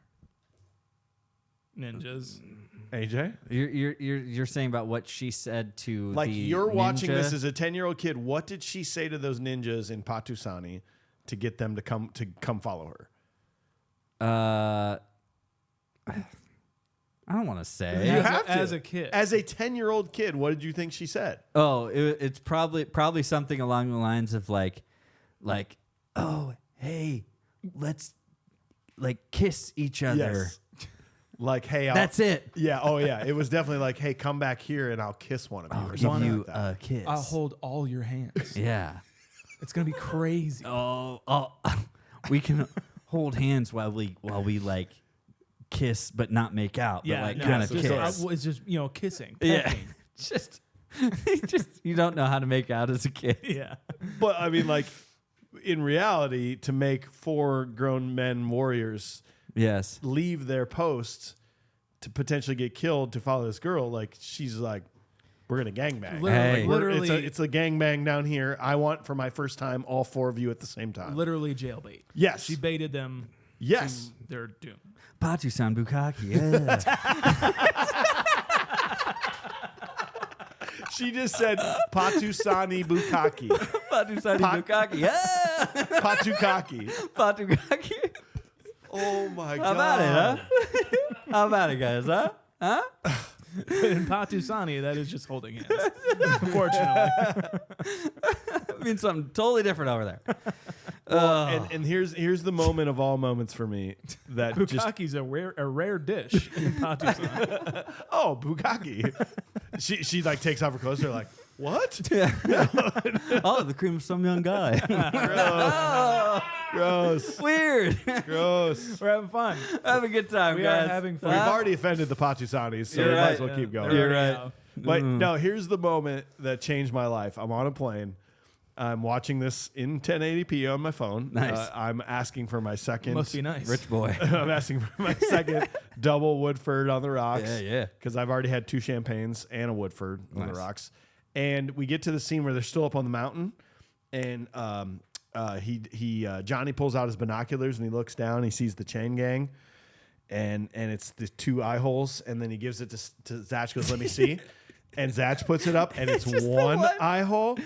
I did not notice that ever as a child. Oh, man. And they don't like make it a thing. They don't make it a thing at all. There's 2 eye holes for Johnny, and there's 1 eye hole for Zach. That's really good. This is awesome. And if only they would have like let you know somehow that this is happening, because you don't know that as a kid. No. You don't pay attention that close as a kid. And like I noticed it too upon rewatch, and I was like, God, that's funny. I Damn it. spit out my drink and rewound it. I Yeah. was like, you've got to be kidding Yeah. me. Like it was this. It kind of. I like that they'll crack jokes about the eye patch like constantly. Yeah, I do One like eye on that. my friends, and I want And you to keep one eye. Well, I guess you can't do that, can you? Or like when he brings out the Where's the cigarettes. Maybe you should get the patch. You Fourth wall break. You use that as a fourth wall break because the filmmakers are like, the kids aren't going to get it. You're going to have to look directly down the barrel of the camera to literally To tell them, say, hey, you may want to ask your parents what they meant on that. Right there. Yeah. So just saying. We talk about a lot of great fourth wall breaks, and that's not one of them. It's not one of them. It's not one of them. But it's still really fun. It because like Look what I'm talking the fourth wall break like happens, and as a kid you're just like, okay. What? patch. Oh my god. I don't get it. When are you guys gonna make surfboards out of trees? wait. Is his name's Zach. It rhymes with Patch. Is that a thing? You didn't get it? I never fucking understood that. Is Zach that Patch. real? Yeah. And so does he spell no. his name Like- like Zach, like Zach? Zach. T-A-T-C-H. Because you have it in the notes as What did I do? Z-A-C-H, I believe. No, No, it's Z-A-T-C-H. T-A-T-C-H. Okay, I'm sorry. But like I never Zach attack. I just like that's how much I just gloss over this stuff because of the nostalgia of it. Yes. Like I never put it together then. Why would I bother putting it together now? You know what I mean? Like Zach and Patch, and I just, oh my God, I feel so stupid. It's fine, guys. In the things you keep glossing over, like, oh, they carved 400 surfboards in a matter of 5 minutes. With no bottom fins on them. And by the time they get to the other side of that island, they're going to be know. fucking exhausted. Sean, here's what they did. I made sure to go back. They paddled across an entire ocean channel. Who knows what the tides are like? We have no clue. Then they hiked up a mountain, climbed up a rope over a fortress wall. By that point, they are not fight ready. They're not ready for a revolution. And they're like old guys and like kids. They're like, honey, you gotta take care of the ice cream shop today. I gotta go on the revolution. I gotta today. go to the revolution today and help out. Oh, you're going over to the fortress? yeah, it's my shift. So for the revolution. You worked first, second, and third shift yesterday. Well, we got rent to pay. Yeah, that's true. You That's got a true. 7th kid on the way. Yeah. Price hikes are I know. insane. It's price hikes. You should see the hike we're about to do. God damn. You really got to keep one eye open. That's Well, yeah. sorry, Zach. Sorry. It is a cool scene watching them like paddle across the channel, though. By the way, you say like, yeah, they just like they surfed across and then they like went on this like they climbed up this mountainside cliff thing. They also had to shape and carve all these boards, which is just as fucking exhausting as What did anything. they cut the trees down with? Yeah, like I don't know, but But conveniently, Patusanis are amazing They're woodcraftsmen. very right. good. Did yeah. you know that? That's great. But I don't care. I don't care how talented of a wood craftsman you are. You can't surf on a board that doesn't have a bottom fin. None of them had a bottom. It's like, and it's fine, but don't tell me you're going to surf on it. If you want to Just like, paddleboard, if you want to just like, paddleboard in okay, it. we're just going to do this. Like, that's fine. But then they get up and surf on them. It's like, nope. Sorry, now I'm out of it, apparently. That's what it took. Well, the screenwriters and filmmakers were like, they looked at the title of the movie like, if they don't surf, So far, they've what surfed the fuck twice. are we even doing? Or they've surfed twice. And then like this is like when you get like, oh, surf ninjas. They're They're finally doing it. Well, they're not ninjas, but I guess that's fine. Wait, so are the brothers ninjas? Are we saying that? Wait a second. It seems a little off color if we're just gonna say like since all these Asian guys can now go surf, they're surf ninjas. I feel like that's a little bit of an off color joke. Yeah. I don't Yeah. like that at all. And now you've got the brothers and brothers don't surf. And again, Who in this world can surf? No Who black can man surf? has ever surfed. Yeah. Let's just get this right. Tone Loc told us. yeah, Tone Loc. If there's any truth to this movie, yeah, that's what it is. I mean, there's really not much to. This is where I do start to fall off. Like this fight scene is great and all, but like, it's just like it ends so quickly. Like they fight the guys, and then Liam Neeson's like, "Ha!" And then Liam Neeson, or Liam, Can we just? He showed up, man. Can we talk about if it was Liam Neeson and not Leslie Nielsen? Can you imagine? That would be so good. I get those two confused all the Oh, time. yeah. Not because of who they are, but because their names are really close. yeah, absolutely. Liam Neeson, Leslie Nielsen. Yeah, that's. But then, did you see like phenomenal. If you don't give me back my father, I will find you, and I will try and surf to you and be exhausted But I by the can't time I because get. I can't get my hand wet. Maybe that's It why he wasn't your hates him. fault. It was your father's. Maybe that's why he hates him so much because he can't surf. Like, turns out that Colonel Chi was actually an avid surfer before the elephant accident, and now that he's got all this like mechanical stuff, just like RoboCop, Well, I he mean, can't actually surf anymore. Even Dude. him, like half-faced people can't surf. No, That's what happens. No, it's the depth perception. You List know, just keeps can't- piling up. Yeah, you can't because if you really only have one eye, which also would mean that I think Zach would have a hell of a time trying to surf. Depth perception's way off. You Yeah. can't tell how far those everything is away, and I can't. I think that's also pretty unbelievable for this whole Surf Ninjas movie. that's the one thing that bugs me. yeah, I think the funniest thing about Liam Neeson's character is the fact that he's wearing like full samurai like get up gear, but shooting machine guns. Yes. like the There's whole something time. about that's just fucking funny, man. I like because you would think obviously he's gonna have a badass sword. Here Like, comes his martial arts. No, he just wants to get this out of the way. He looks like a create your own character in like Fortnite or some shit, dude. Like he just does. Like, Oh yeah, give him the M60. yeah, Hell just get the yeah. M16. That's what I bought this new skin. Oh yeah, it's like the people are gonna love this. It's rare. And then Stupid kids. I got the metal. I got the electric arm one too.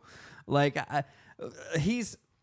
it's by the time I think you get to this point, like you're saying, Mike. I'm kind of falling out of it, and unfortunately, not even getting more screen time with Leslie Nielsen is No, this is like drawing me back the in. most screen time that he has. Yeah, and you just He's really just screaming the whole time. Yeah. Ah! Then he literally grabs his dick and like wiggles his dick around on screen at the end when his arm malfunctions. And says, Oh, yeah. I'm wet.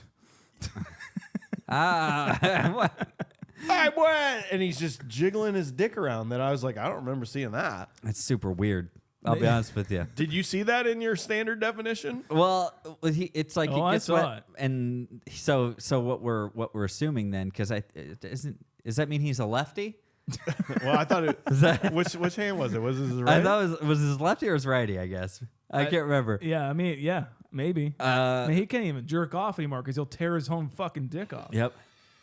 Yeah, he's a lefty, bro. Watch this. Right before this. Watch the dick. Look at. Oh, Do you see that? He's like, oh, He's going like a joystick on Yeah. his dick. and he's like, We'll cut stop this trying out. to jerk me off. Here, watch. Ouch. He's got a hold of it too. Johnny's like, what the fuck are you doing? Jesus, dude. By the way, Ernie Reyes Jr. in this is ripped. Dude, He well, looks so good. I was gonna say, like, by the end of this movie, the guy looks like a superhero. Yeah. Like It looks badass. like his red Converse he's got on, and then that just like braided like Yep. cross thing with the sword on it. It's like they based Liu Kang off of. yeah, Dude, off of him. it's kind of unfortunate that apparently he had a 3-year deal, a 3-picture deal, where it was going to be Teenage Mutant Ninja Turtles 2, Surf Ninja, and then like another feature because film. they were all New Line. I was Yeah. gonna say, yeah. and they pulled the plug because Surf Ninjas didn't do good enough. Oh man. And like I think Ernie Reyes Jr. is my favorite part of this movie. Like he's the shining star of this movie, Definitely. and he's talented. He can act. He's funny. He's believable, and he's super talented at martial arts. And it kind of sucks that he didn't do anything really after that. I mean, Yeah. anything major. He should have had a leading role in He something. was in like the Rundown as like a side character Yeah. who fought the Rock in there, but He yeah, should have been a main guy. nothing major. Yeah. He very much could have, like, I think he should have just had a larger career, you know, and I think this probably is something that maybe lended to that of like they just didn't feel he's like a leading man. yeah. I Like, guess. I Yeah. don't Look, know. he couldn't elevate this film. Yeah. He couldn't elevate a film named Surf Ninjas to the top of the box Yeah. office. what are you supposed to do? What Who the can? heck? Yeah. What do you want from me? Well, let me surf more, Yeah. and If maybe there's more surfing. Maybe more ninja stuff too. Like I don't know. yeah. And like the one gag that I do like is that guy falling down those long stairs. Like everyone loves this Slinky, pretty much from the second Ace Ventura. Yeah. But and then they after in the wedding they just like the character climbing in the ending of the stairs to remain in the fight, so to did the joke only to be pushed back down once again. Like it's like the metaphor of the joke is Yeah. like coming back up to the surface to be like just pushed down again. It's like I don't know. Talking about this movie and then like seeing some of like the subtle jokes that are there and that you didn't notice as a kid, and like maybe this movie is really more in on itself than people give you it gotta credit think for. so, right? And maybe they just didn't do it right. Yeah. They just didn't quite pull it off. There is. I think that kind of speaks to a lot of the jokes that just didn't quite land, or they just didn't quite give the right nudge, or enough of a camera sting, or like something to like set some of these jokes and other like really great moments of this movie to just take it just over the edge, right? Yeah. Like I don't know, and it wraps up in the same kind of way. I think it's almost. It would have been better to me if it would have been like, yeah, and they lived happily ever after as like rulers of this like island nation. Instead, it's like, well, what are you doing? But instead, he's like, my first act as king is to give it back to the people. And then he looks at Zatch, it's just like, no, we just went all this far.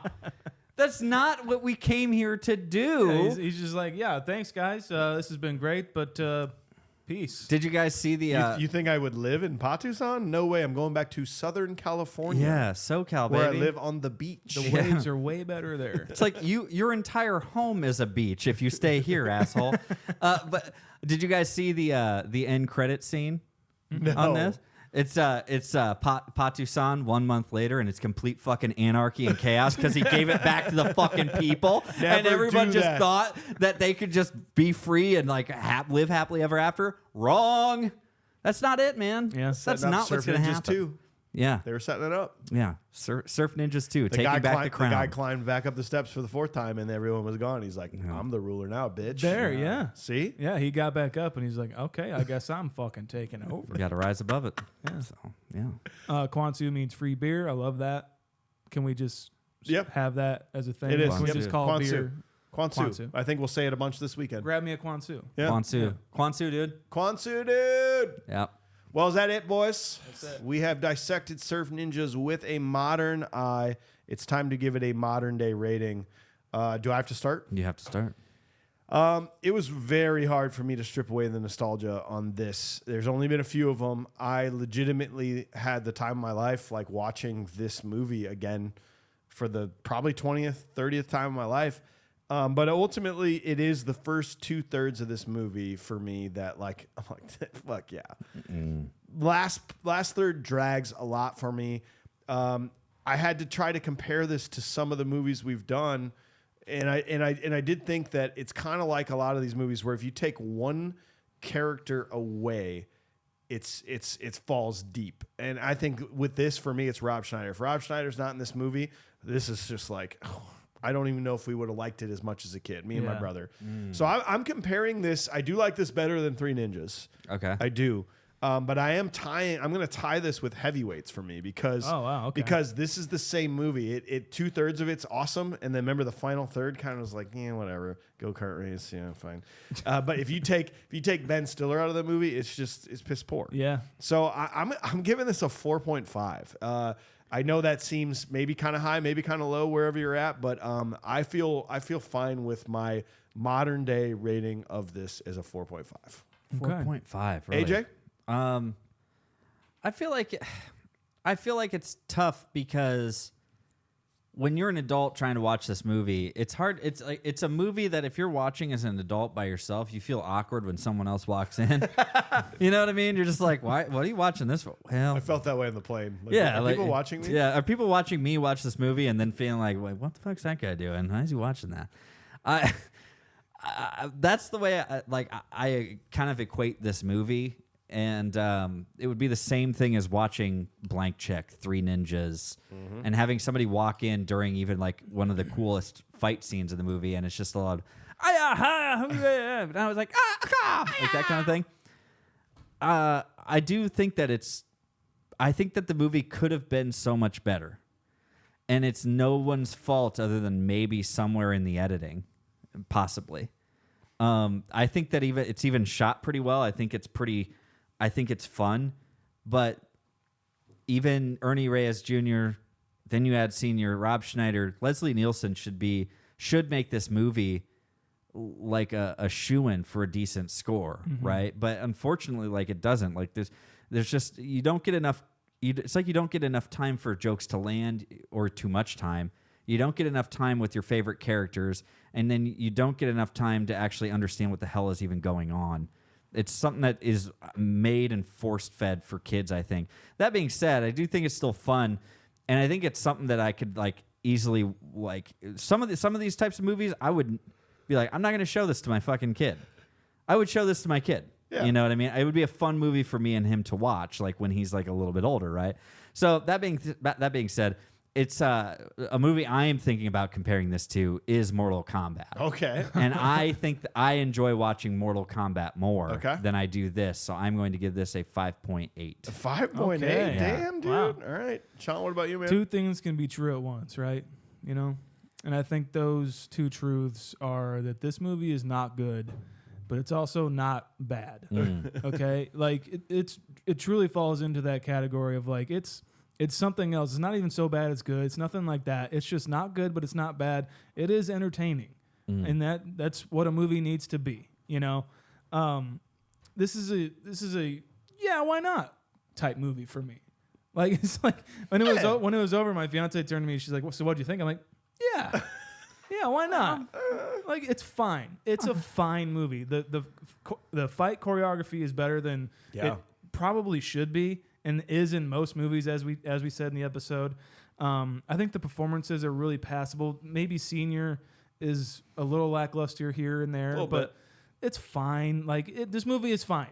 Yeah, I'm gonna give it a 4.9. I think. Damn. Like it doesn't. Damn, you guys are both higher than me, and I It's a thought I was slap. going so high. I man. really think that is not reflective of how I truly feel about Right. it. It's just as a movie, it doesn't come above. It just can't for me, you know.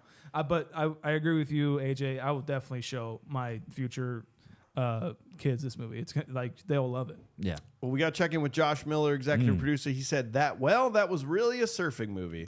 I can see why it's not available on any streaming service. The license would be a waste of money. Remember that list of surf movies I've seen? All of them are better than this by a lot. Remember how I said I can't see this being as bad as chairman of the board? It's easily as bad.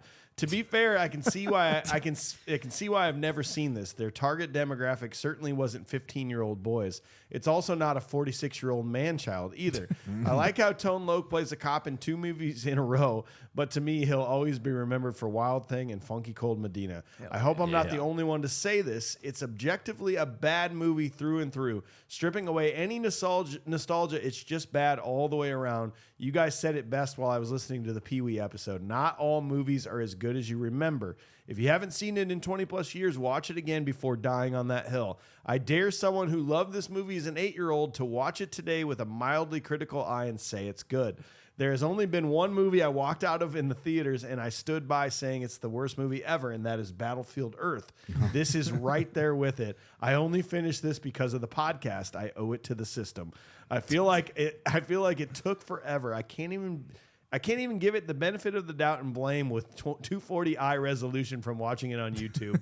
I can only imagine the 5.0 on IMDb and the 68% on Rotten Tomatoes is surely subjectively nostalgic. My modern day score is a 2. Ooh. I went and looked at the ratings list of all the sub 4.0s. I'd watch any of those on repeat before watching this one again. Sorry if I'm the lone weirdo.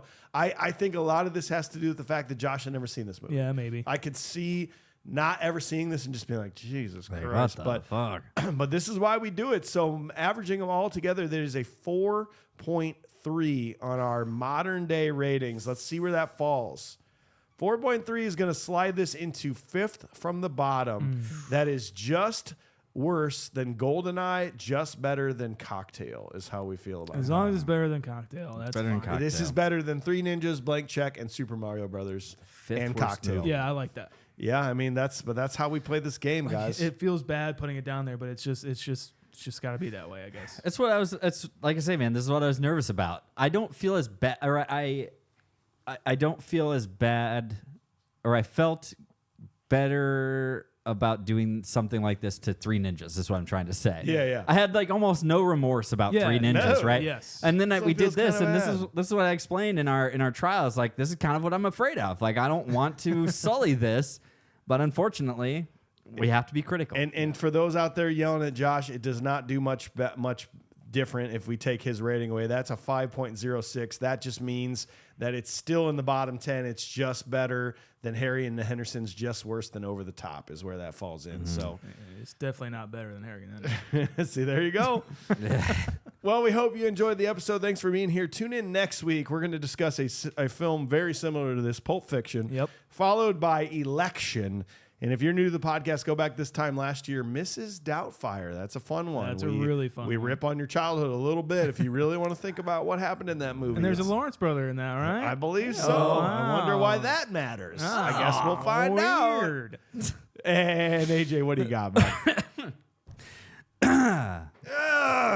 I've got a little bit of a cough going on, but that won't stop me from telling you guys thank you so much for listening. We really do appreciate it. We hope that you'll leave us a review and hit that subscribe button, because most people who listen to this podcast, it turns out they aren't even actually subscribed or following along on the platform that they're listening on. So smash that button real fast for us. You don't have to stop listening, but make sure you also check us out on YouTube and watch along while you listen if you get a chance.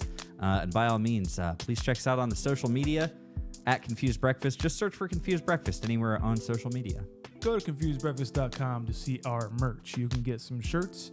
You can get some hoodies. I think you can get some stickers.